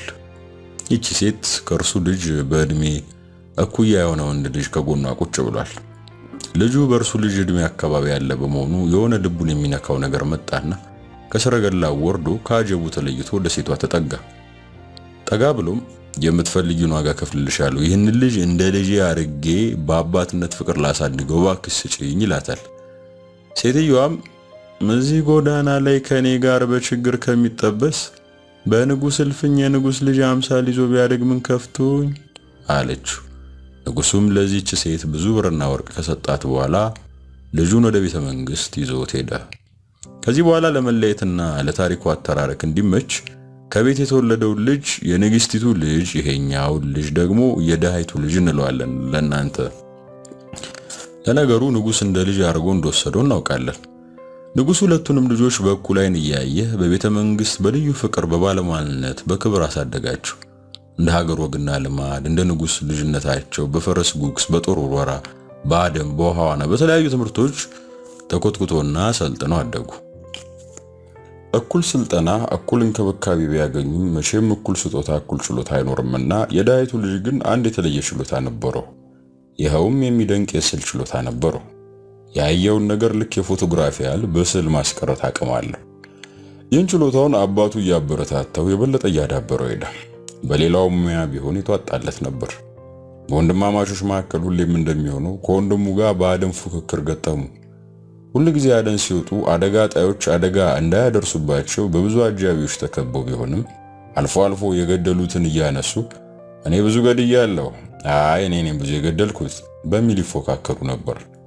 ነገር ግን አጃቢዎቹም ወታደሮቹም ስለሚተኩሱና አብረው አደኑ ላይ ስለሚካፈሉ በትክክል የነርሱ የሥራ ውጤት ብቻ ለመሆኑ ራሳቸውም ያውቁታል። አንድ ቀን የንግስቲቱ ልጅ በትክክል ጥሩ ተኳሽና ጥሩ አዳኝ መሆናችንን ከኔና ካንተ ማን እንደሚበልጥም ለማወቅ ለምን ተደብቀን ማንም ሳይከተለን ማለት ነው ወደ ጫካ እንሄድምና ከዛ ግዳያችንን ይዘን ወደ ማታ እንገናኝ፣ ብዙ የገደለ አሸናፊ ይባላል የሚል የፉክክር ጥያቄ ያቀርባል። በሐሳቡ ይስማሙና በጠዋት አጃቢ ሳያስከትሉ ከቤተ መንግስቱ ልክ ብለው መሳሪያቸውና ፈረሶቻቸውን ይዘው ማለቂያ ወደሌለው የሀገራቸው ጫካ ገቡ። ከዚያም አንድ ቦታ ጀመሩና አንተ በዚህ አቅጣጫ ሄድ፣ እኔ ደግሞ በዚህ አቅጣጫ ሄዳለሁ፣ ተመልሰን እዚህ ቦታ እንድንገናኝ በሚል ተቀጣጥረው ተለያዩ። የዳይቱ ልጅ ብዙ አውሬዎችን እየገደለ ከሚገለውም ለምልክት ይሆን ዘንድ ከአካላቸው ትንሽ እየቆረጠ በኮሮጆ እየከተተ በስሜትና በጀግንነት ወደፊት ነጎደ። በሙሉ ትኩረቱ የነበረው አውሬዎችን አነጣጥሮ መግደል፣ የገደለውን ቆርጦ መያዝ ስለነበር ረጅም ጉዞ እንኳን እንደተጓዘ አልታወቀውም ነበር። የመጣበትን አቅጣጫ ተመልሶ ለመሄድ በሚያስችል ሁኔታ እንኳን አላገናዘበም ነበር።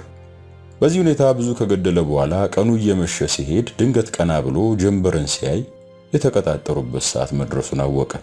ነገር ግን እንዴት እንደሚመለስ ምልክት ባለመያዙ በዛ ጥቅጥቅ ባለ ጫካ ውስጥ መንገድ ጠፋበት። ጫካ ውስጥ ያለ ሰው በጥንቃቄ ምልክት ካላደረገ ከተወሰነ ጊዜ በኋላ አቅጣጫ መሳቱ የተለመደ በመሆኑ ይህ ልጅ የሄደበት አቅጣጫ አንትቶ በተቃራኒ የባሰ እየራቀ መሄድ ጀመረ። አንድ ቀን ሙሉ የመጣበትን መንገድ ጭራሽ በተቃራኒ አቅጣጫ ስለሄደ ጨርሶ መመለስ እንደማይችል ሲያውቅ ከአንድ ዛፍ ላይ ወጥቶ ምሽቱን ለማሳለፍ ተገደደ። የመጀመሪያው ቀን ትረካ እዚህ ላይ ነበር ያቆመብኝ። ለዛም ነበር ልብ የተሰቀለው። በቤተ መንግስት ተቀማጥሎ ያደገ ልጅ በዚህ ድቅድቅ ጨለማ ዛፍ ላይ ወጥቶ ጠመንጃውን ተንተርሶ ማደር ግዴታው ነበር። በማግስቱ እንደገና ከወንድሙ ጋር ወደ ተቃጠረበት ለመመለስ ፍለጋ ጀመረ። አሁንም የባሰ እንጂ የተሻለ አቅጣጫ ስላልያዘ ጨርሶ ከሀገሩ እንደጠፋ ተረዳ። ረሃብና ድካም ተጋግዘው ተስፋ አስቆረጡትና በመጨረሻ ማመሻሽ ላይ ከአንዲት ዛፍ ስር ቁጭ እንዳለ እንቅልፍ ወሰደው። ለምን ያህል ጊዜ እንደተኛ ባያቆም ድንገት ጎኑን የሆነ ሹል ነገር ወጋ ሲያደርገው ከእንቅልፍ ባኖ ተነሳ። ተደናብሮ ምንድነው የት ነው ሲል ጸጉራቸው የተንጨበረረ ልብሳቸው የቆሸሸ እጅግ አስፈሪ መልክ ያላቸው ሽፍቶች ዙሪያውም ጠመንጃ ደግነው ከበውታል። እናም እጅግ ደነገጠ። ምንም ሳያናግሩት ተነስቶ እንዲከተል በምልክት አዘዙትና ቀኑ ሙሉ ሲጓዙ ለው ሊመሻ አካባቢ የሆነ ቦታ አረፍ ብለው የታደነ አውሬ ጠባብሰው ከበሉ በኋላ እሳት ከበው እዛው አደሩ። በማግስቱ እስከ እኩለ ቀን ከተጓዙ በኋላ ጫካውን ጨርሰው የሆነ ተራራ አካባቢ ሲደርሱ አይኖቹን በጨርቅ ሸፍነው አንድ ሰው ገመድ ከእጁ አስሮ እየመራው መንገዳቸውን ቀጠሉ። ተራራውን ወጥቶ ቁልቁል የሚወርድ በሚመስል መንገድ እንደሚጓዝ ቢገምትም የት እንደሚወስዱት ለምን እንደሚወስዱት የነገር የለም። እጅግ አስጨናቂ ጉዞ ነበር። ለ3 ሰዓት አካባቢ ከተጓዙ በኋላ አይኖቹን ሲከፍቱለት ዙሪያውን በለመለመ ደን የተከበበ ደልዳላ መሬት ላይ ያረፈ እጅግ የሚያምር ቤተ መንግስት የሚመስል ህንጻ ፊት ለፊት ደርሰዋል። ሰዎቹ የያዙትን ንብረት ካራገፉ በኋላ መንገድ ላይ ያደኑትን ግዳይ ጠብሰው እርሱን ጨምሮ ሁሉም በረንዳው ላይ ሆነው በሉ። ማታ ላይ የሆነ ለክፉ የማይሰጥ ክፍል ውስጥ ተዘግቶበት አደረ። በሚቀጥለው ቀን እንዲሁ የተራረፈ ስጋ እንደ ነገሩ ተጠባብሶ ተበልቶ ትንሽ እረፍት እንዳደረጉ ወደ ቤት ውስጥ ይዘው ዘለቁና ሁሉንም የቤቱን ክፍሎች አስጎበኙት። እንደ እንግዳ ተቀብለው የሚያስጎበኙት ያክል ተሰማው። ቢያንስ አሁን ከነርሱ ጋር መነጋገር ጀምሯል። አብሯቸው በልቷል። እንደዛ ነገር ያልሰነጠኑና ሽፍቶች ቢሆኑም ለጊዜውም ቢሆን ቀቀለው የሚበሉት ጭራቆች ወይም ቆራርጠው የሚጥሉት ጨካኞች አይመስሉትም። የመረጋጋት ስሜትም በዛ ምክንያት ተሰማው። በየክፍሉ በአይነት በመጠንም በቃ የበዛ ንብረት ተዝረክርኮ ተከማችቷል። ውድ ጌጣጌጥ፣ አልባሳት፣ መጠጦች፣ የምግብ ጥሬ ዕቃ፣ ሌላው ቀርቶ የሚወደው ቀለምና ብሩሽ በአይነት ተከማችቷል።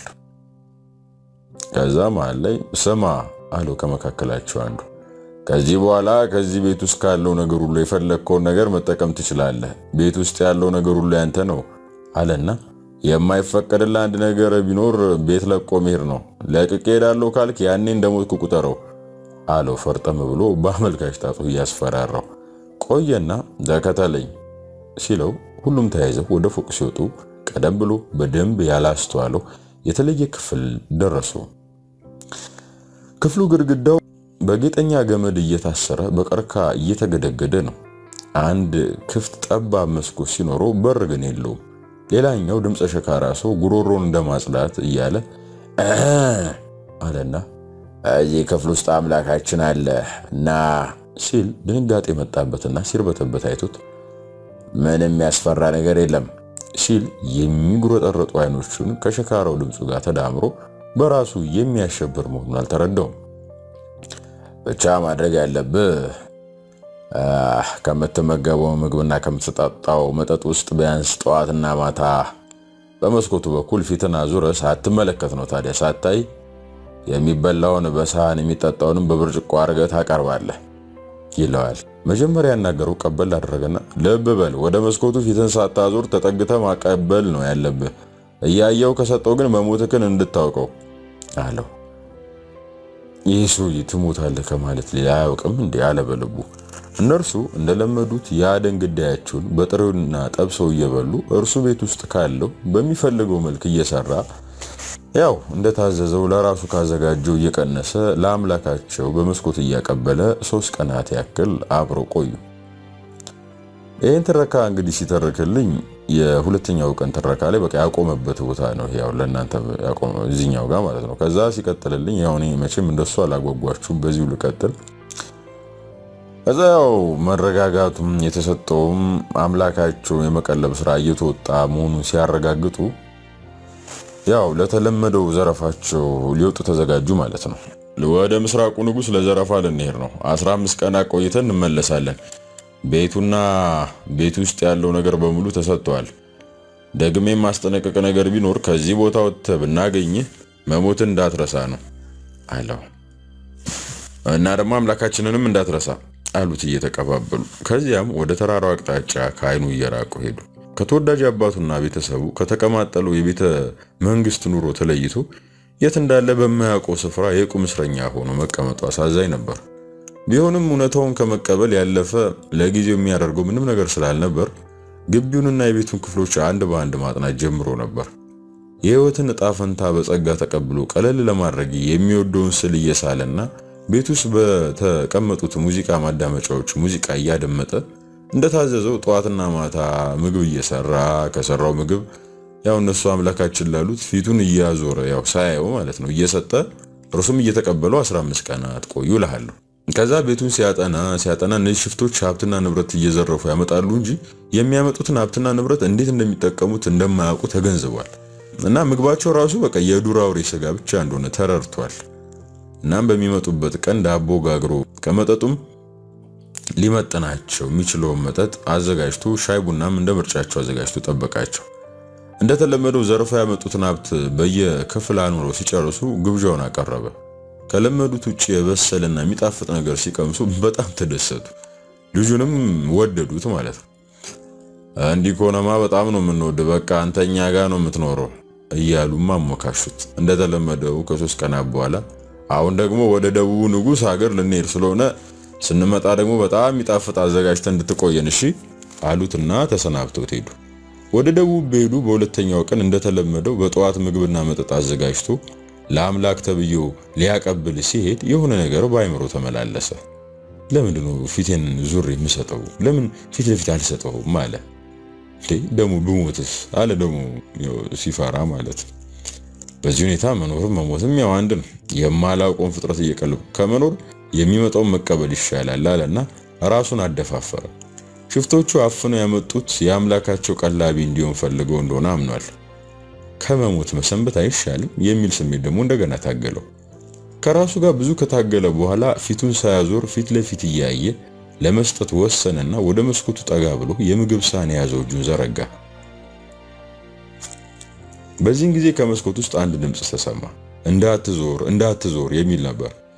በጣም ከመደንገጡ የተነሳ በቁሙ ሊወድቅ ምንም አልቀረም ነበር። ራሱን አረጋግቶና ህሊናውን ሰብስቦ ሲያደምጥ እንደገና ወደ እኔ እንዳትዞር ፊትን እንዳታዘዝከው አድርገህ ስጠኝ የሚል ድምጽ ሲሰማ የሴት ድምጽ መሆኑን ተረዳ። ማንሽ አንቺ አለ። እባክህ እንዳትዞር ይገለዋል ፊትን ዙርና ስጠኝ አለች። ቤት ውስጥ ከኔ በቀር ማንም የለም እኮ አላት። ሽፍቶቹ የት ሄዱ አለችው። ለ15 ቀናት ወደ ደቡብ ሄደዋል፣ ምንም የሚያሰጋ ነገር የለም አላትና ይልቁንስ አንቺ ማነሽ እስኪ ወደ መስኮቱ ጠጋ ብለሽ አናግሪኝ ብሎ ተማጸናት። እርሷም ወደ መስኮቱ ጠጋ ስትል ከውጭ ባለው ብርሃን ሙሉ ፊቷን ለማየት ቻለ። እጅግ የምታምር ውብ ሴት ናት። የልልትነት ማዕረግ ያላት መሆኗንም ከላዩ ላይ ባደረገችው አክሊል ለመረዳት ችሏል። ቅንጅናዋ ይሄ ነው የሚባል አልነበረም። ያየውን ለማመን ተስኖት ለሴኮንዶች ፈዞ ቀር። ቆይቶ እንደመባነን አለና ለመሆኑ ማነሽ? እንዴት እዚህ ውስጥ ትኖሪያለሽ? ሰዎቹንስ የምታዥያቸው አንቺ ነሽ አላት አከታትሎ። እኔ የምስራቁ ልጅ ንጉስ ነኝ። በአጋጣሚ ለሽርሽር በመጣሁበት እዚህ ጠልፎ አመጡ አለች በሐዘን። ታዲያ ለምን እዚህ ውስጥ ቆለፉብሽ አላት። እርሱም ሐዘኗ ተጋብቶበት እዚህ ካመጡኝ በኋላማ ከመካከላቸው ማን ያግባት በሚል እርስ በርስ ተጣልተው በመካከላቸው በተነሳ ግርግር ግማሾቹ ተገዳድለው ዛሬ የምታያቸው ከበፊቱ ከነበረው ቁጥራቸው ግማሾቹ ብቻ ነው አለች። እና መጨረሻው ምን ሆነ አላት ጓግቶ። አሁን በመስኮት ግራና ቀኝ ቆመው ለረጅም ጊዜ እንደሚተዋወቁ ሆኖ ነው የሚያወሩት። የቀሩት እርስ በርስ መጣላቱ የትም እንደማያደርሳቸው ሲያውቁ በአንድ ነገር ተስማሙ አለች። በምን አላት ጥድፍ ብሎ። እርስ በርሳችን ከምንገዳደል ከመካከላችን እርሷ የመረጠችውን ለምን አታገባም? ከመካከላችን መምረጥ የእርሷ ግዴታ ሆኖ ምርጫዋን ማክበር የኛ ግዴታ ይሁን ብለው ተስማምተው ይህንኑ ትዕዛዝ ነገሩኝ አለችው። እና አንቺ መረጥሽ አላት ብሽቅ ብሎ። ለምን እንደበሸቀ ለራሱም አልታወቀውም ነበር። እንደምትገምተው ከመካከላቸው መምረጥ ለኔ ፈጽሞ የሚታሰብ አይደለምም አልነበረም። መምረጥ ግን መብቴ ሳይሆን ግዴታዬ ነበር። በወቅቱ ከመካከላችሁ የሚሆነኝ የለም ብዬ ብናገር ሞት የሚጠብቀኝ መሆኑን አውቃለሁ አለች። እና ምን አደረግሽ አላት አለመምረጧን ሲያውቅ እየተረጋጋ። ይኸውልህ የአእምሮ ልኬታቸውን ተረድቼ ጥያቄውን በጥያቄ ጥበብ ለመብለጥ ፈለግኩ። በዚህም ጊዜ ለመግዛት እንደምችል ገመትኩ አለች። እንዴት አላት ፈገግ ብሎ። ከመካከላቸው አንደኛውን ለማግባት ፈቃዴ እንደሆነ ነገር ግን ከመካከላቸው የምፈልገውን የሚያሟላልኝ ሰው ከተገኘ ብቻ እንደማገባ ቃል ሰጧቸው። ምንድን ነበር እንዲያሟሉልሽ የጠየቅሻቸው? አላት በጉጉት በሐሳቡ ሞልቶ የተረፈውም የአባቱን ጌትነት እያሰበ። ምን መሰለ ያልኳቸው፣ ከመካከላችሁ ከመፈለጋቸው ነገሮች አንዱን ይዞ ቀድሞ የመጣ እውነትም ባል የሚሆን ጀግና ነው። ፈቃዴ ሁሉ ለእርሱ ትሆናለች። ይህንንም ካላደረጋችሁ ግን ማንንም ከመካከላችሁ አላገባም። ለምን ጀግና አይደላችሁምና። ይህን ስል ጀብደኞች በመሆናቸው በዓለም ላይ ያለ ማንኛውም ነገር ጠይቂና እናመጣለን አሉ በኩራት። እኔም መልካም አልኩና ከሚከተሉት አንዱን ቀርቦ ያመጣ ሰው የእኔ ባል ይሆናል አልኳቸው ስትል፣ እና ምንድን ነበር አላት በጉጉት። እኮ ልነግርህም አይደል አለችውና የበቅሎ ክበድ ባህር ገመድ ታስራ ወይም የተጠበሰ ቅቤ በገደል ማር ታሽቶ ወይም ደግሞ በዶሮ ታርሶ የተመረተ የገብስ እሸት ወይም ደግሞ በወንፊት የተቀዳ የምንጭ ውሃ አለበለዚያ ደግሞ ነጭ ኑግ በጥቁር ወተት ተለውሶ በሱ ነበር ያልኳቸው። እና እነርሱ ምን አሉ አላት።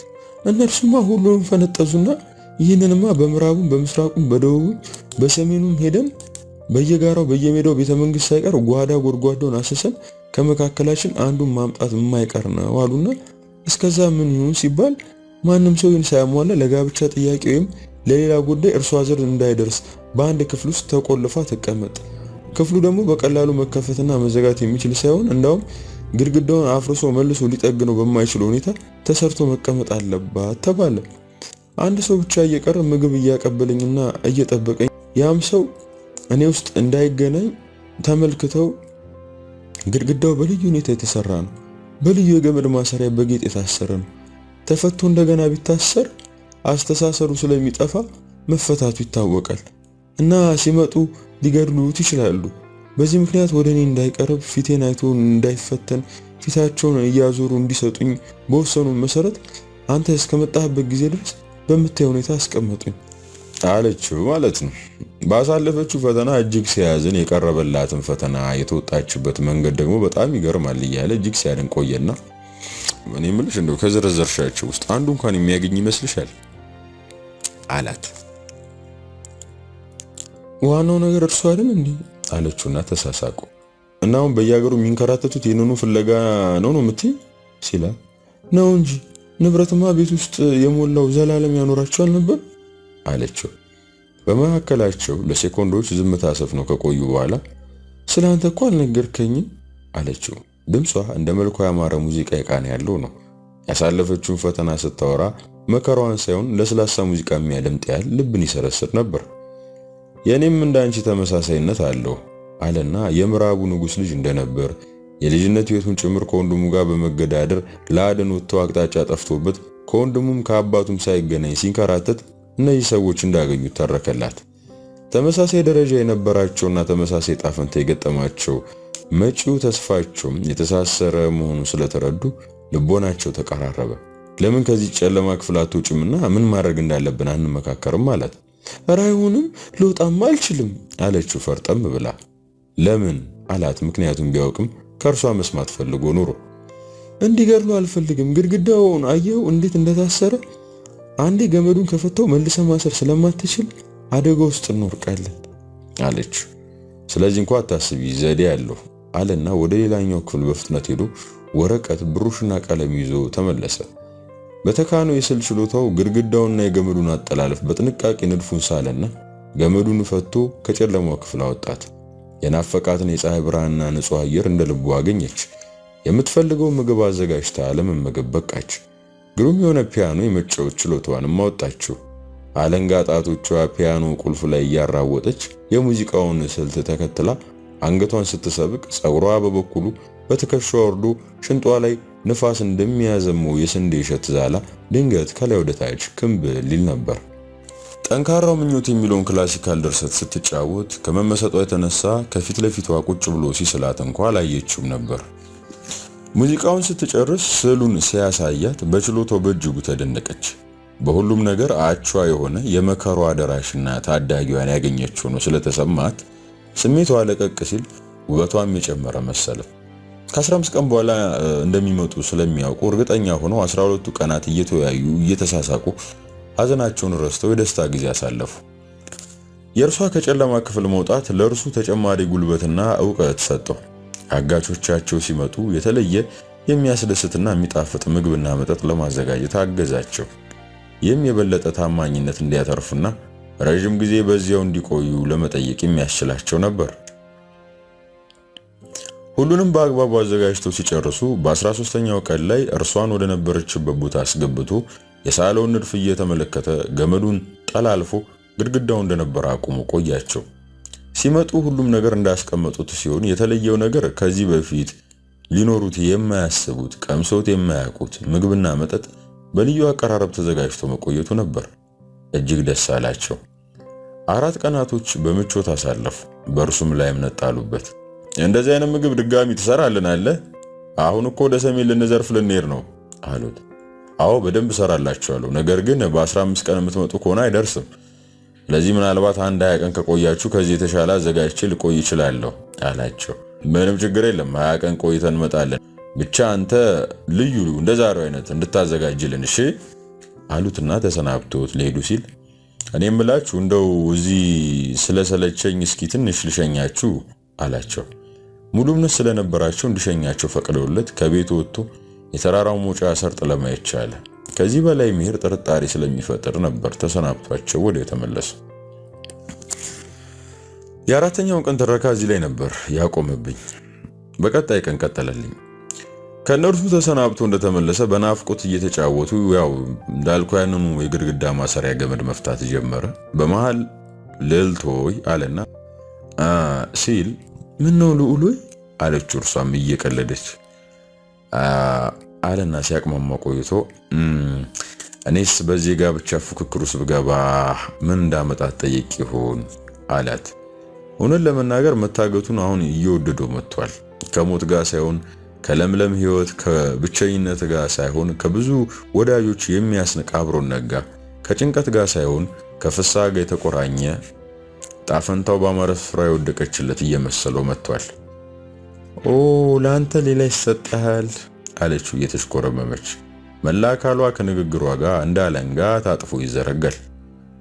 እኮ ምንድነው አላት አሁንም ገመዱን እየፈታ።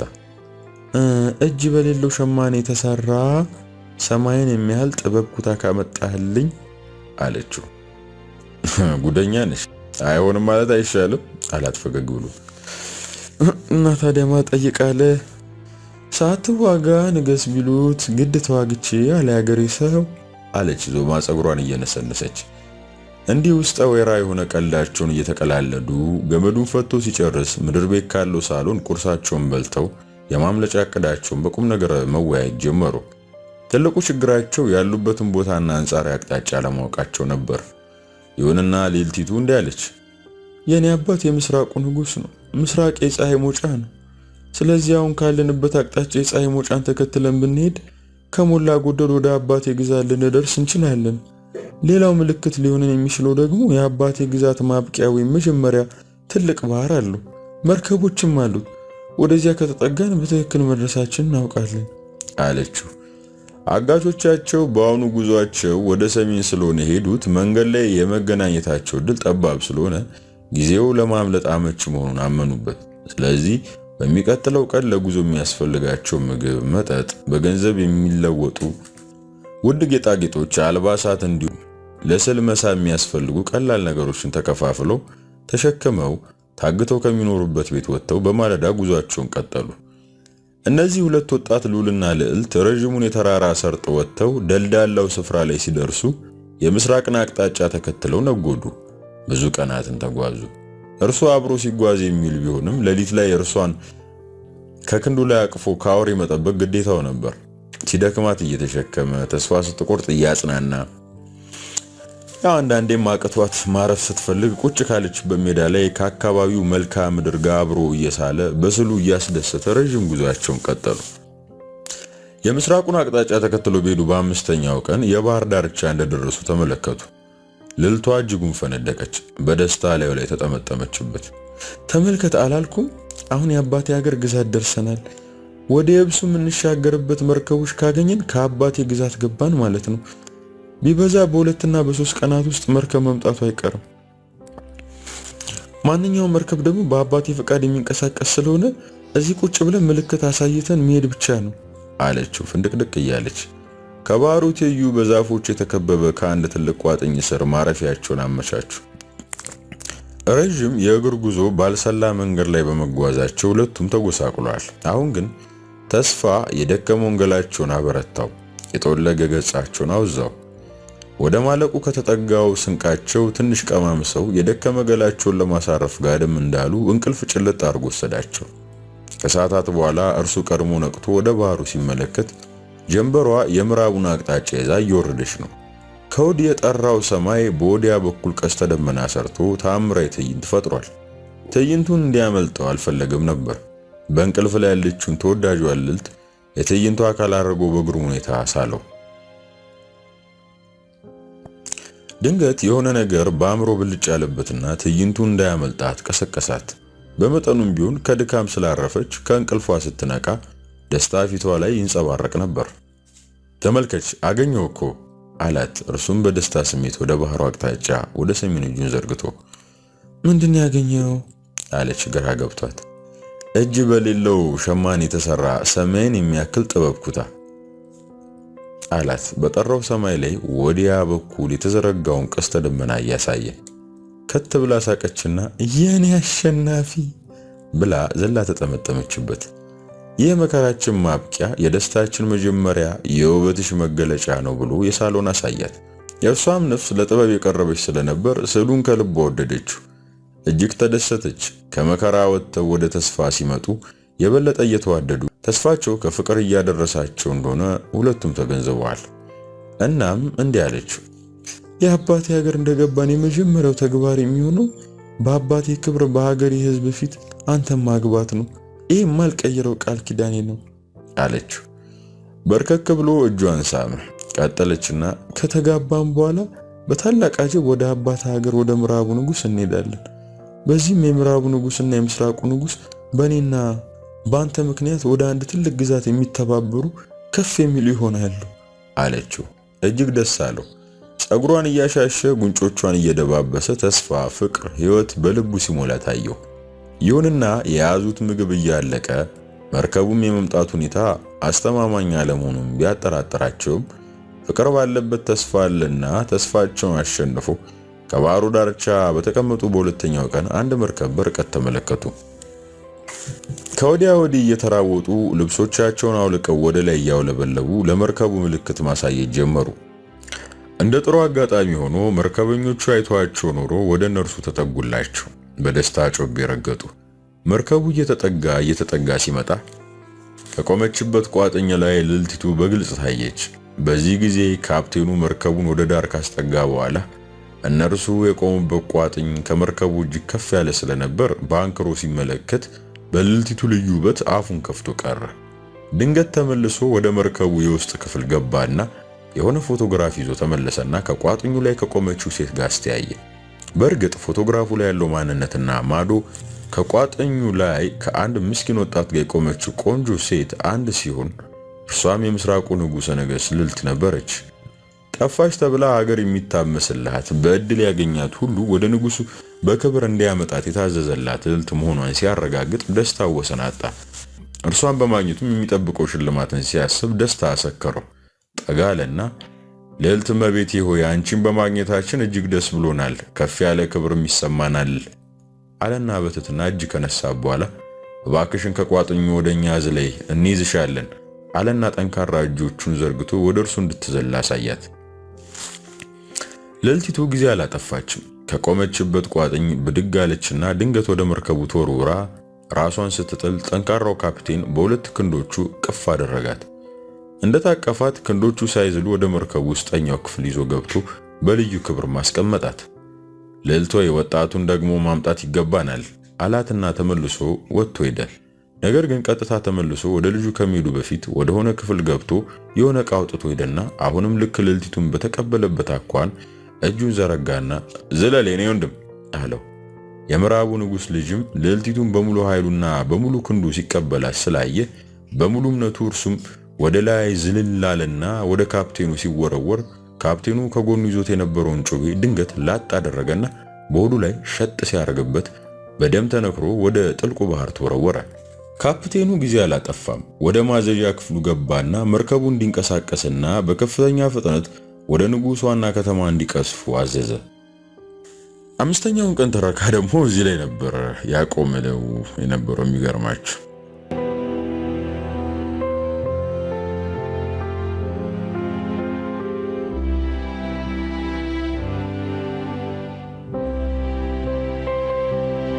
በቀጣይ ቀን ቀጠለልኝ። ከደመቀችው የምስራቁ ንጉሥ ዋና ከተማ ወጣ ብሎ በታላቁ የባህር ዳርቻ የሚኖሩ አንድ አሳ አጥማጅ አዛውንት ነበሩ። ጧሪ ደጋፊ የሌላቸው የዕለት እንጀራቸውን ከባህሩ አሳ በማጥመድ ግማሹን ለቀለብ የሚተርፈውን ደግሞ ከተማ ወስዶ በመሸጥ የሚተዳደሩ ምስኪን ሰው ነበሩ። እንደተለመደው በምሽት የጣሉትን መረብ ተስፋ አድርገው ከባህሩ ዳርቻ ካለችው ጎጆ ቤታቸውን በጠዋት ወጥተው ወደ ባህሩ ዳርቻ ወረዱ። ፈጣሪም የዕለት እንጀራቸውን እንዲሰጣቸው ተማምነው መረባቸውን ወደ ዳር ለመጎተትና የታገላቸውን አሳ ለመልቀም ነበር። ከተለመደው ጊዜ ለየት ባለ መልኩ መረቡ ብዙ አሳ ያጠመደ ያክል አቅማቸው በሚፈትን ሁኔታ ከበዳቸው።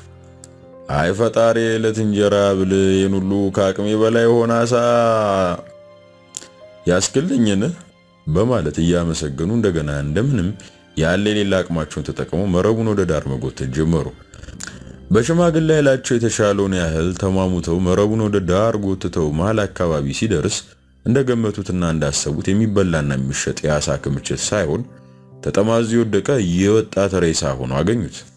በድንጋጤ ተወጠው ይህን ወጣት እንደምንም ጎትተው ወደ ባህር ዳርቻ አደረሱት።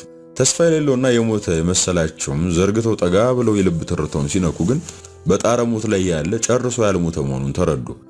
እንደምንም ብለው ወደ ዳር አውጥተው ከሳምባው ውስጥ የገባውን ውሃ ደረቱን ጫን ጫን ሲያረጉ በአፉ ውሃ ቡልቅ ቡልቅ እያለ ወጣ።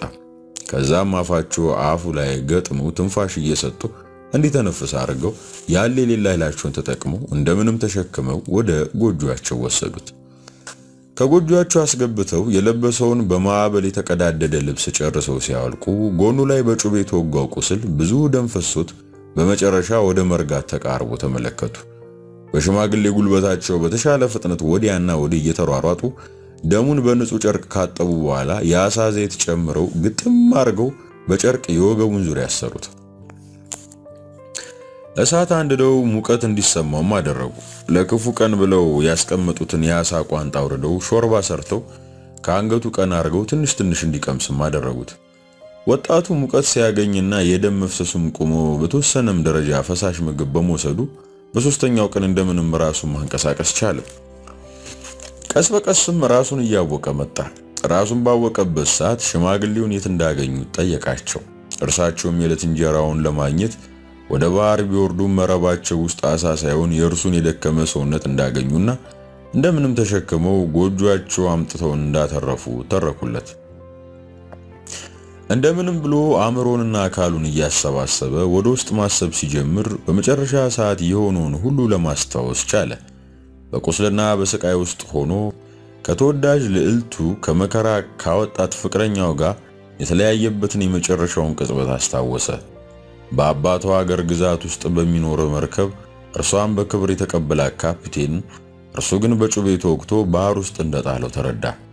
ይሁንና እርሱ ወደ ባህር ተወግቶ ሲጣል ልዕልቲቱ ተከትላ ልታድነው ሲገባት በዚያ ሁኔታ ጥላው በመሄዷ በእጅጉ ተበሳጨ። ሐዘን ልቡን ሰበረው። ፍቅር ወደ ጥላቻ ተቀየረ። ተስፋ በጥልመት ተሞላ። ነገር ግን ሕይወት ነውና መቀጠል ነበረበት። ሰውነቱ እያገገመና እየዳነ በሄደ ጊዜ ሽማግሌው ስለማንነቱ እንዲነግራቸው ጠየቁት። እርሱ ግን ምንም ነገር መናገር አልፈቀደም። ላደረጉለት መልካም ውለታ አመስግኖ ምንም መሄጃና መምጫ የሌለው ተራ መናኝ በመሆኑ ቀሪ ዘመኑን ከእርሳቸው ጋር ማሳለፍ እንደሚፈልግ ላደረጉለት በጎ ስራም በጉልበት ከእርሳቸው እርሱ ስለሚሻል የአሳ ማጥመዱን ስራ በርትቶ በመስራት ኑሯቸውን መለወጥ እንደሚችል ቃል ገባላቸው። በዚህ መሰረት በየቀኑ ወደ ባህር እየወረደ አሳ ማጥመዱን ስራዬ ብሎ ተያያዘው። እድልና በረከት ሆኖለት በየቀኑ የአሳ መረብ በጣለ ቁጥር በርካታ አሶችን ይይዝ ነበር። ይህም ከምግብ ፍጆታቸው ተርፎ በጣም ብዙ ስለሚተርፋቸው ሽማግሌው ወደ ከተማ እየወሰዱ እንዲሸጡ አደረገ። እርሱ ግን ከተማ መሄድ ፈጽሞ ፍላጎት የለውም ነበር። በዚህ ሁኔታ ለሳምንታት ኑሯቸውን ሲገፉ በሚገርምና በማይታመን መጠን ብዙ ገንዘብ እያገኙ መጡ። ሽማግሌውም ደስተኛ ነበሩ። ለእርሳቸውም ልብስ ይገዛሉ። ከአሳ በተጨማሪ ሌሎች ምግቦችንም ይገዛሉ። የቤት ኑሯቸውን ሁሉ አሻሻሉ። አንድ ቀን እንዲህ አላቸው፣ አባቴ እስኪ ባኮት ከተማ ሲሄዱ የስዕል መሳሪያ ብሩሽና ቀለም ገዝተውልኝ ይምጡ አላቸው። እንደ ልጃቸው የሚያዩትና ከእግዚአብሔር ዘንድ የተሰጣቸው በረከት መሆኑን አምነው ስለተቀበሉ በደስታ የጠየቃቸውን የስዕል መሳሪያ ወረቀትና ብሩሽ ቀለም ገዝተውለት መጡ። ከአሳ ማጥመድ ውጪ ባለው ጊዜ የመጀመሪያ ስዕሉን አሃዱ ብሎ መሳል ጀመረ። ስዕል ሐዘኑን የጎዳውን ነገር ሚስጥሩን የሚገልጽበት ብቸኛው መንገዱ ነበር። በአብዛኛው መልክዓ ምድርን፣ ተፈጥሮን ወይም አበቦችን፣ ወንዝና ተራሮችን፣ ዛፎችን ቢስልም በመሃል ግን የራሱን ሕይወት ገጠመኞች የሚመለከቱ ጥልቅ ሚስጥር ያላቸው ስዕሎችን በተለያየ ሁኔታ ይስል ነበር። የመጀመሪያው ስዕል ከእናቱ ጋር መንገድ ዳር ቁጭ ብሎ ንጉሱ በሰረገላ ሲያልፍ የሚያሳየው ትዕይንት ነበር። ከብዙ ስዕሎች መካከል ይህ ስዕል ተደባልቆ ተቀምጧል። በሚቀጥለው ጊዜ ሽማግሌ ወደ ገበያ ሲሄዱ እንዲህ አላቸው፣ እስኪ ከንጉሱ ከተማ ምን እንደሚወራ ምን አዲስ ነገር እንዳለ ጠይቀው ይምጡ። አይ ልጄ፣ በደመቀው ባሸበረቀው ንጉሱ ከተማ ምን የማይደረግ ምን የማይወራ አለ ብለህ ግን ለኔና ላንተ ምን ይሰራል ያሉት። ቢሆንም ጠይቀውልኝ ይምጡ ግድ የለም አላቸው። እርሳቸውም በጠየቃቸው መሰረት አሳቸውን ሽጠው ሲመለሱ ከተማው ውስጥ የሚወራውን አፍለኛ ወሬ ይዘው ለመጡ። ምንድነው አፍለኛ ወሬ አላቸው። ኧረ የሚገርም እኮ ነው የኔ ልጅ አሉና የንጉሱ ልጅ ልዕልቲቱ ጠፍታ ይገርማል ለሀገር ሲጨነቅና ሲታመስ ነበርና አንዱን መስፍን አግብታ መንግስቱን ትወርሳለች ሲባል በመጥፋቷ ንጉሱም በዚህ እጅግ አዝነው ብዙ አደጋ ላይ ደርሰው ነበር ብለው ሊቀጥሉ ሲሉ እና ምን ሆነች አለ ድንግጥ ብሎ። ያውልህ በደህና ተገኘች፣ እንዲያውም ፈልጎ ያገኛት እርሷን አግብቶ የመንግስቱ ወራሽ ይሆናል ብለው አውጆ ኖሮ ያውልህ አንድ መርከበኛ ያገኛት ተብሎ አሁን ንጉሱም ቃላቸውን ጠብቀው ለዚሁ ሊድሩለት የሰርግ ቀን ተቆርጦ አገሩ በሙሉ እንዲደገስ መዋጮም አድርጎ ትልቅ ፈንጠዝያ እንዲደረግ ተብሎ አገሩ በሙሉ በደስታ ላይ ነው አሉና ሳያውቁት እርሳቸው ደግሞ ሌላ የቁጭጭው የሰኩበት እና ቀጠሉ። ልጄ በጣም ደስ የሚያሰኝ ነገር ነው። ንጉሱም ደስ ብሏቸዋል፣ ሀገሩም ደስ ብሎት ይሄው ለድግስ እየተዘጋጀ ነው አሉት። እርሳቸውም ደስታው ተጋብቶባቸው ነበር። ደጉና አዳኙ አዛውንት ይሄ በጎ ታሪክ መስሏቸው በስሜት ሲያወሩለት፣ ለእርሱ ግን ልቦና ውስጥ በእጅጉ የሚሰነቀር ትልቅ ጦር ነበርና ክፉኛ ተጎዳ። በፈተና ውስጥ አልፈን እኔ ሳልጠይቃት ቀድማ ቃል ኪዳን ሰታኝ ስታበቃ እነሆ እኔም በጮቤ አስወግታ ባህር ላይ አስጥላ እሱን ለማግባት በዚህ ያክል ጥድፊያ መወሰኗ ምን አይነት አውሬ ብትሆን ነው ብሎ እጅጉን ተበሳጨ። በውስጡ አንዳች የሚገፋው የበቀል ስሜት ተጠነሰሰ። ይሁን እንጂ ሁሉን ችሎ የአሳ ማጥመር ኑሮን ቀጠለ። ስዕሎቹንም እንደዚሁ የተለመደና ምንም ታሪክ የሌላቸው ስዕሎቹን ይስልና ቀጥሎ ከወንድሙ ጋር ለአደን ሲወጡ የሚያሳይ አንድ ስዕል ሳለ። በሚቀጥለው ሳምንትም ወደ ገበያ ሲሄዱ ሽማግሌው እንዲሁ ምን አዲስ ነገር እንዳለ እንዲጠይቁለት አሳሰባቸው። አዛውንቱም አየኔ ልጅ እንዲያው ወሬ ምን ያደርጋል ብለህ ቢሉት ግዴን ለሚጠይቁ ስላላቸው በከተማው ውስጥ የሚወራው ወሬ አድምጠው ተመለሱ። በከተማው ውስጥ የሚወራው አዲስ ወሬ ከበፊቱ ደስታ የራቀ ሐዘን እንደሆነ ነገሩት።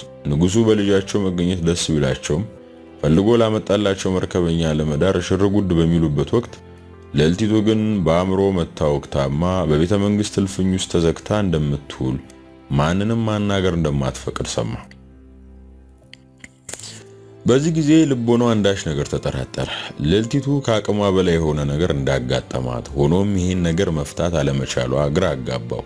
ቢሆንም አሳውን እያጠመደ ስዕሉን እየሳለ ኑሮን መክፋት ቀጠለ። ሶስተኛው ስዕል እነሆ ጫካ ውስጥ ከወንድሙ ተለይቶ በጠፋበት ወቅት ከሁለት ቀናት በኋላ በረሃብና በድካም ውስጥ ሆኖ ከተኛበት ዛፍ ስር ዙሪያውን በሽፍቶች ተከቦ ጎኑን በጦር ተወግቶ ሲቀሰቅሱት የሚያሳየው ነበር። ይህ በእንዲህ እንዳለ ቤተ መንግስት ውስጥ ልዕልቲቱ ማንንም ማነጋገር የማትፈቅድ ምንም ነገር የማይጠማት የማትናገር የማትጋገር ሆና ቁጭ ብላለች። በቤተ መንግስት እልፍኝ ውስጥ ካለው ብዙ ነገር ሁሉ ቀልቧን የሚስብ ነገር ቢኖር ግድግዳ ላይ ያሉ ስዕሎች ብቻ ናቸው። ስዕሎቹን በእጅጉ አተኩራ ትመለከታቸዋለች። ከዛ ውጪ የሚበላም የሚጠጣም የምትወደው ሙዚቃም የምትወዳቸው ቤተሰቦቿም አንዳቸውም ትኩረቷን ቀልቧን አይስቡትም። ከማንም ጋር መነጋገር ጨርሶ አትፈቅድም። በአገሩ ያሉ ሁሉ ባለመድኃኒቶችና አዋቂዎች በሙሉ ተፈልገው እንዲያክሟት እንዲረዷት ቢደረግም መፍትሄ የሚሰጥ አልተገኘም። ነገር ግን አንድ ፍንጭ ታይቷል፣ ስዕል ቀልቧን እንደሚገዛው። ስለዚህ የቤተ መንግስቱ ባለሟሎች መኳንንትና መሳፍንት መክረው ምናልባት ስዕል አይምሮዋ የሚሰበስበው ከሆነ ደና ስዕል በከተማ ያሉ ሰዓሊያን እየሳሉ እንዲያመጡ ቢደረግ ይሻላል ተባለ። በዚህ መሰረት በከተማው ውስጥ ያሉ ሰዓሊያን በሙሉ እየሳሉ እንደዚሁም መኳንንቱና መሳፍንቱም አውቀዋለሁ ከሚል ጥበበኛ ሰዓሊ እየሄዱ እያሳሉ ስዕል ማጉረፍ ተጀመረ። ይሁንና ስዕሎቹን ቀና ብላ የምታያቸውና ትኩረት የምትሰጣቸው ቢሆንም አይታ ወዲያው ትተዋቸዋለች። በአጋጣሚ አንደኛው መኳንንት ወደኛ አዛውንት አሳ አጥማጅ ሰፈር ለሽርሽር ሲመጣ አዛውንቱ ጎጆ አካባቢ ስዕሎች ተደርድረው አየና ደጅ ላይ የነበረውን ወጣት እስኪ ስዕሎችን አሳየኝ አለው። ወጣቱም በቀለም ያሸበረቁ የተለያዩ ስዕሎችን ከራሱ ሚስጥራዊ ታሪክ ካላቸው ሁለት ስዕሎች ጋር ጎን ለጎን አድርጎ አሳየው። አንተ ነህ ሰዓሊው? አይ አባቴ ነው አለ በርቀት በባህር ዳር መረብ የሚጥሉትን አዛውንት እያሳዩ። መኳንንቱም እነዚህን ስዕሎች ልግዛ አለው። በቀለም ያሸበረቁትን የአበቦችና የወንዝ ዳርቻ የሚያሳዩት ስዕሎችን ለይቶ ነበር። አይ ለይቼ እንኳን አልሸጥም፣ ከገዙ አንድ ላይ ግዙኝ አለ። ግድ የለም ይሁን አለና አንድ የሚያምር አበባ ያለው ስዕል መንገድ ዳር ተቀምጦ ከእናቱ ጋር ከሚያሳየው ስዕልና ከወንድሙ ጋር ለአደን ሲወጡ የሚያሳይ አንድ ስዕል ጋር በአንድ ላይ ገዛው። ያ መኳንንት ሁሉንም ስዕሎች ወስዶ ቤተ መንግስት አደረሰ። እንደተለመደው የቤተ መንግስቱ አጋፋሪዎች እነዚህን ስዕሎች ወስደው ከልዕልቷ ፊት አስቀመጡ። ከሁሉም ስዕሎች መካከል ሁለት ስዕሎች ላይ የበለጠ ትኩረት አደረገች። የሚያምሩ አበቦች፣ ፏፏቴና ወንዝ፣ ተራራ የሚያሳዩ ስዕል ሳይሆን አንዲት መንገድ ዳር የተቀመጠች የኔ ቢጤ ከሕፃን ልጅ ጋር ከፊቷ የንጉሥ ሰረገላ ቆሞ ያለውንና ሁለት ወጣቶች ለአደን ሲወጡ የሚያሳይ ስዕሎች በልዩ አድናቆት ስትመለከተው ሲያዩ ማንም ሚስጥሩ ሊገባ አልቻለም። እነዚህን ስዕሎች ለይታ ስታስቀምጥ ጊዜ ይህ መኳንንት ያመጣው ስዕል አንዳች ነገር እንዳለው ተረዳችና አሁንም በድጋሚ ስዕል እንዲያመጣ ታዘዘ። መኳንንቱ ተመልሶ ወደ አዛውንቱ ጎጆ ሲሄድ ያንን ወጣት አገኘውና እስኪ ሌላ ስዕል ደግሞ ስጠኝ ሲለው አሁንም ደግሞ ከወንድሙ ጋር ተለያይቶ በሽፍቶች ተከቦ የሚያሳየውን አሁንም ከሌላ ስዕል ጋር ቀላቅሎ በከፍተኛ ዋጋ ሸጠለት። መኳንንቱ ወደ ድባይ ስለነበር ብዙ ዋጋ ከፍሎ ይህንን ስዕል ወሰደ። ስለዚህ ወጣቱ የስዕሉ መልእክት እየደረሰ እንደሆነ ስለገባው አሁንም ተከታዩን ስዕል ሳለ። ተከታዩ ሰው ስዕል ደግሞ በዛ ረባዳ ስፍራ ላይ ታስረውበት የነበረው ቤት ነበር። ይህን ስዕል ስሎ ከሌሎች ስዕሎች ጋር ቀላቅሎ አሁንም በከፍተኛ ዋጋ ሸጠ። ይህ ሁሉ ሲሆን ብዙ መኳንንት በየቦታው ስዕል እያሳለ ያመጣ ነበር። ግን ስዕሎቹን ታይና ከነዛ ሁሉ ስዕሎች አሁንም የልጁን ብቻ መርጣ መደርደር ያዘች። በቤተ መንግስቱ እስካሁን ስለ ጉዳዩ ግልጽ የሆነለት ሰው የለም። ነገር ግን ልጁ ስዕሉን ቀጥሏል። የታሰረችበትን ክፍል የሚያሳይ እንደዚሁም ቁጭ ብላ ፒያኖ ስትጫወት ከረጅም ጸጉሯ ጋር የሳለውን ስዕል አሁንም ከሌሎች ስዕሎች ጋር ቀላቅሎ በከፍተኛ ዋጋ ሸጠ። ያስጠጉትና ሕይወቱን ያዳኑት አዛውንት እርሳቸው በማያውቁት ሚስጥር ከፍተኛ ሀብት ወደ እርሳቸው እየጎረፈ እንደሆነ ተረድተዋል። ልጁን በማይታመን መጠን የስዕሉን ዋጋ እያናረ ሄደ። እንዲያውም ሌሎች መኳንንቶች ይሄ መኳንንት የሚያመጣው ስዕል ላይ ትኩረት እንደምታደርግ ስላወቁ ወደዚህ ልጅ ይጎርፉ ጀመር። ስለዚህ ዋጋውን እያስወደደ ከፍ እያደረገ ብዙ ሀብት መሰብሰብ ያዘ። ከዚህ ቀጥሎ የተሳለው ስዕል ከታገቱበት አምልጠው የአባቷ ባህር ዳርቻ ሲደርሱ በፀሐይ መግቢያ ከባህሩ ጋር ስለ ውበቷ መታሰቢያ የሳለው ነበር። ይህ ስዕል በከፍተኛ ዋጋ ከመሸጡም በላይ ልዕልቲቱን ከነበረችበት የዝምታ አዘቅት ውስጥ ያወጣ ነበር። የዚህ ስዕል ሳሊ ማግኘት እፈልጋለሁ አለች። መኳንንቱም ሁሉ ተተራመሰ። መጀመሪያ ከልጁ ስዕሉን የገዛው መኳንንት ተጠርቶ መጣና ከየት እንዳገኘው ሲጠየቅ አይ አንድ አዛውንት አሳ አጥማጅ ጎጆ ደጅ አንድ ወጣት ነው የሚሸጥልኝ፣ እርሱ ለመሳሉም እርግጠኛ አይደለሁም አለ። አይ ይሄ የህመሟ ምልክት ነው እንጂ አንድ ባህር ዳርቻ የሚኖር አሳ አጥማጅ አዛውንት ከልጅቱ ጋር የሚያገናኘው ምንም ነገር የለም በማለት ነገሩን ለማለባበስ ሞከሩ። እርሷ ግን ብትጮህም የሚሰማት አጣች። እናም ስዕሎቿን ደርድራ በአግባቡ አስቀምጣ ልጁን ማግኘት ባትችልም በስዕሎቹ ለመጽናናት ስትል ቢያንስ ስዕሉን ማምጣት አታቋርጥብኝ ብላ ተማጸነች። ፈጽሞ ባያድናትም እንኳ ቢያንስ የሚያረጋጋት ስዕሉ መሆኑ ስለታወቀ መምጣቱ ቀጠለ። የመጨረሻዎቹ ስዕሎችና እጅጉን ውድ ዋጋ ያወጡለት ሁለት ስዕሎች ማለትም የመርከቡ ካፕቴን እርሷን ሲቀበል በክንዱ ሲያሳርፍ የሚያሳየውና እርሱ ልክ እንደ እርሷ ሲዘል በጩቤ ሲወጋው የሚያሳየው ምስሎ የእርሷን ስዕል በመጀመሪያው ሳምንት ላከ። ልዕልቲቱ እጅግ ተደሰተች። ይሄ እውነተኛ እርሱነቱን የሚያረጋግጥላት በመሆኑ መልበስ ማጌጥ ጀመረች። ስዕሎቹን አሁንም በጥንቃቄ ማስቀመጥ ጀመረች። ይሁንና አሁንም ከልጁ ጋር የሚያገናኛት ማንም እንደሌለ ተረድታለች። በሌላ በኩል ወጣቱ ግን ከስዕሉ ሽያጭ ያጠራቀመው ከፍተኛ ገንዘብ ስለነበር የህይወቱን አዳኝ የሽማግሌውን ህይወት መለወጥ ስለነበረበት ባገኘው ከፍተኛ ገንዘብ ከተማ ውስጥ ትልቅ ቤት ገዛ፣ ትልቅ መሬትም አደራጀ። ከዚህ ቀጥሎ መኳንንት ሁሉ እየተገዳደረ የመጨረሻውን አስደናቂ ስዕል በጩቤ ሲወጋ የሚያሳየውን ትዕይንት በከፍተኛ ዋጋ ገዝተው ወሰዱ። ልዕልቲቱ ይህን ስታይ ግን እንደገና መሬት ላይ ተዘረረች፣ በእጅጉ አዘነች። መጨረሻም ተስፋ ቆረጠች። ቤተሰቡም ተስፋ ቆረጠ። ከሁለት ቀን በኋላ ግን እንደገና በጥልቅ ስታስበው አንድ ጥያቄ በአይምሯ ተጫረ። በጩቤ ተወግቶ ህይወቱ አልፎ ቢሆን ኖሮ ይህን ስዕል ማን ይስለው ነበር የሚለው ነበር። በትክክልም ይህ ሰው በህይወት አለ የሚል ድምዳሜ ላይ ደረሰች። እናም አባቷን አስጠርታ አባዬ፣ በእኔ የተነሳ ትልቅ ሐዘን ላይ እንዳለ አውቃለሁ። የእኔን ክብርና ማዕረግ እንደምትፈልግም አውቃለሁ። ሙሉ ጤነኛ ሆኜ ደስ ብሎኝ እንድኖር ያንተን ፍቃድ ይፈጸም ዘንድ ግን ለአንድ ልጅ የምጠይቀውን አድርግልኝ አለቻቸው። ንጉሱም ምንድነው አሉ። መጀመሪያ ቃል ገባልኝና። እሺ ቃል ገባውልሽ አሉ በመረጋጋቷ ደስ ብሏቸው። በመጀመሪያ የትም ይሁን የትም ይሄን ስዕል የሳለውን ሰው ከዚህ ቤተ መንግስት እንድታመጣልኝ፣ ቀጥሎ አገኘኋት ብሎ ወደ አንተ የመጣው የመርከብ ካፕቴን እርሱም ከቤተ መንግስት እንድታመጣልኝ ይፈልጋለሁ አለች። ንጉሱም ከብዙ ወራት በኋላ በተረጋጋና በፍጹም ልቦና እንዳናገረቻቸው ስለገባቸው የሳሊ ካለበት ተፈልጎ እንዲመጣ አዘዙ። በሌላ በኩል ወጣቱ ለሽማግሌው ቀደም ብሎ እጃቸውን ይዞ ማንም ሰው እዚህ ስዕሎቹን የሳለው ማን ነው ብሎ ቢጠይቆ እኔ ነኝ ይበሉ ብሏቸው ነበር። የማይሆነውን ሲሉት ግድ የለም እሺ ይበሉኝ ብሎ አሳምኗቸዋል። ያ ቀደም ብሎ ስዕሎቹን የገዛው መኳንንት በወታደር ታጅቦ በጧት አዛውንቱ ጎጆ ደረሰና ተጠራ። አዛውንቱ ወደ ደጅ ወጥተው እጅ ሲነሱ መኳንንቱም እየተጀነነ ሰላም ተሰጣቸውና አባቴ ወደ ቤተ መንግስቱ እንዲመጡ ንጉሥ አዘዋል አላቸው። አዛውንቱም በጣም ደነገጡና ምን አጠፋው ጌታዬ አሉ።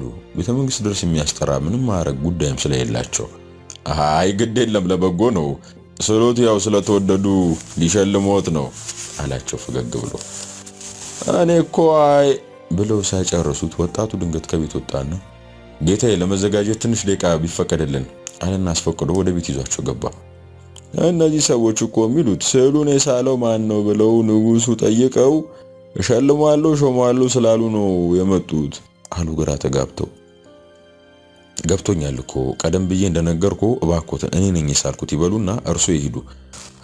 እኔ እንደሆነ ለዚህ አልታደልኩም አላቸው ክፍት ብሎት። በእርሱ ግምት የተፈለገው ለሥራው ሽልማት ቢጤ የተሰጡት በዚያውም በሰርጓ ዕለት በእንግድነት እንዲገኝ ታስቦ ይሆናል። ይህ በእርሱ ደግሞ የበደል ነው። እባክህ ልጄ እንዲያተበለኝ ኑሮዬን የለወጥከው ፈጣሪ የሰጠኝ ልጄን ያንተን ድካም ልወስድ አልችልም። የሳልከው አንተ ነህ፣ ክብርና ማዕረግ ሹመትም ሽልማት የሚገባ አንተ ነህ አሉት ፈርጠም ብለው። የሚወዱኝ ከሆነ ይህን ብቻ ያደርጉልኝ፣ ይሄዱና እኔ ነኝ ብለው የሚሰጡት ነገር ካለ ተቀብለው መምጣት ብቻ ነው አለቀ ብሎ ሲለማመጣቸው አንጀታቸው አልችላልና እሺ አሉት። በቅርቡ ቤት ለመግዛት ከተማ ሄዶ ሳለ የገዛላቸውን አዲስ ልብስ አልብሶ ከመልእክተኞቹ ጋር ሸኛቸው። ደጉ አዛውንት ታጅበው ቤተ መንግስት ደረሱና ወደ ንጉሱ እልፍኝ ገብተው እጅ ነሱ። ንጉሱም ይህን ስዕል የሳሉት እርሶ ኖት አሏቸው። አዎን ንጉሶ የኔ ነኝ የሳልሁት አሉ ውስጣቸው እየተሳቀቀ። መልካም ይበሉ ልጄ ተፈልጎታለች ይከተሉኝ አሉና ንጉሱ አስከትሏቸው ወደ ልጃቸው እልፍኝ ገቡ። ልጅቱም ድንገት ብድግ ብላ ምንድነው አለች ግራ ተጋብታ። ልጄ እኛ አዛውንት ናቸው የምትወጃቸውን ስዕሎች የሳሉት አሉ የልጃቸው መዳን የቀረበ መስሏቸው በተስፋ ፈገግ ብለው ንጉሱ። አባባ እርሱ አልሳሉትም፣ እርሱ እንዳልሳሉት አውቃለሁ፣ በፈጠሩ የሳሉን ያምጡልኝ አለችና እንቧን እያዘራች ከእግራቸው ስር ተንበረከከች። በረጅሙ ተንፍሰው ዝም አሉ። ይህን ታሪክ እንግዲህ ያው ለእናንተ የምነግራችሁን እያልኳችሁ ሰው እየተረከልኝ በረጅሙ ተነፈሰና ዝም አለ። እንዴ እና ታዲያ ከዛስ አልኩት ልቤ ጥልጥል ብሎ። ደግሞ ነገ እንቀጥላለን እስኪ አለኝ። አሁን እኮ ለሰባተኛ ጊዜ ልታሳድረው ነው፣ ምን ሆነሃል? ለምንድን ነው ልቤን የምትሰቅለው አንተ አልኩት ምርር ብሎ። ስማ ጓደኛዬ፣ ለምንም ነገር ከመጠን በላይ ያስጓጓ። በዚህ ዓለም አእምሮን የሚቀር ብዙ ነገር አለ። ህይወት ደግሞ እኔ እንዳወራውልህ ጣፋጭ ተረት አይደለችም፣ መራራ እውነት እንጂ አለኝ ኮስተር ብሎ። ከዚያ በፊት እንደዚህ ኮስተር ብሎብኝ መክሮኝም አያውቅም ነበር። ቆየና ለማንኛውም ስማ፣ ነገ ወክ እናደርጋለን አይደል? ነገ ጨርስልሃለሁ አለኝ እያፌዘብኝ። በማግስቱ ሀገሩ ድብልቅልቅ ወጣና በየፊናችን ተለያየን። እስካሁን ድረስ ተረቱን ለምን እንደማረዘውና መጨረሻውን ለማወቅ ለምን እንደሚያጓጓኝ ለራሴ ይገርመኛል። እርሱ እንዳለው ህይወት ጣፋጭ ተረት ሳትሆን መራራ እውነት መሆኗን ከነገረኝ ማግስት ጀምሮ ተረድቻለሁ። ግን አደራ ካገኛችሁልኝ ምን ትሉልኛላችሁ መሰላችሁ? በቂ መራራ እውነት ተግቻለሁ፣ ጣፋጩን ተረት ግን አልጨረስክልኝም እኮ በሉልኝ ያንን ልብ አንጠልጣይ።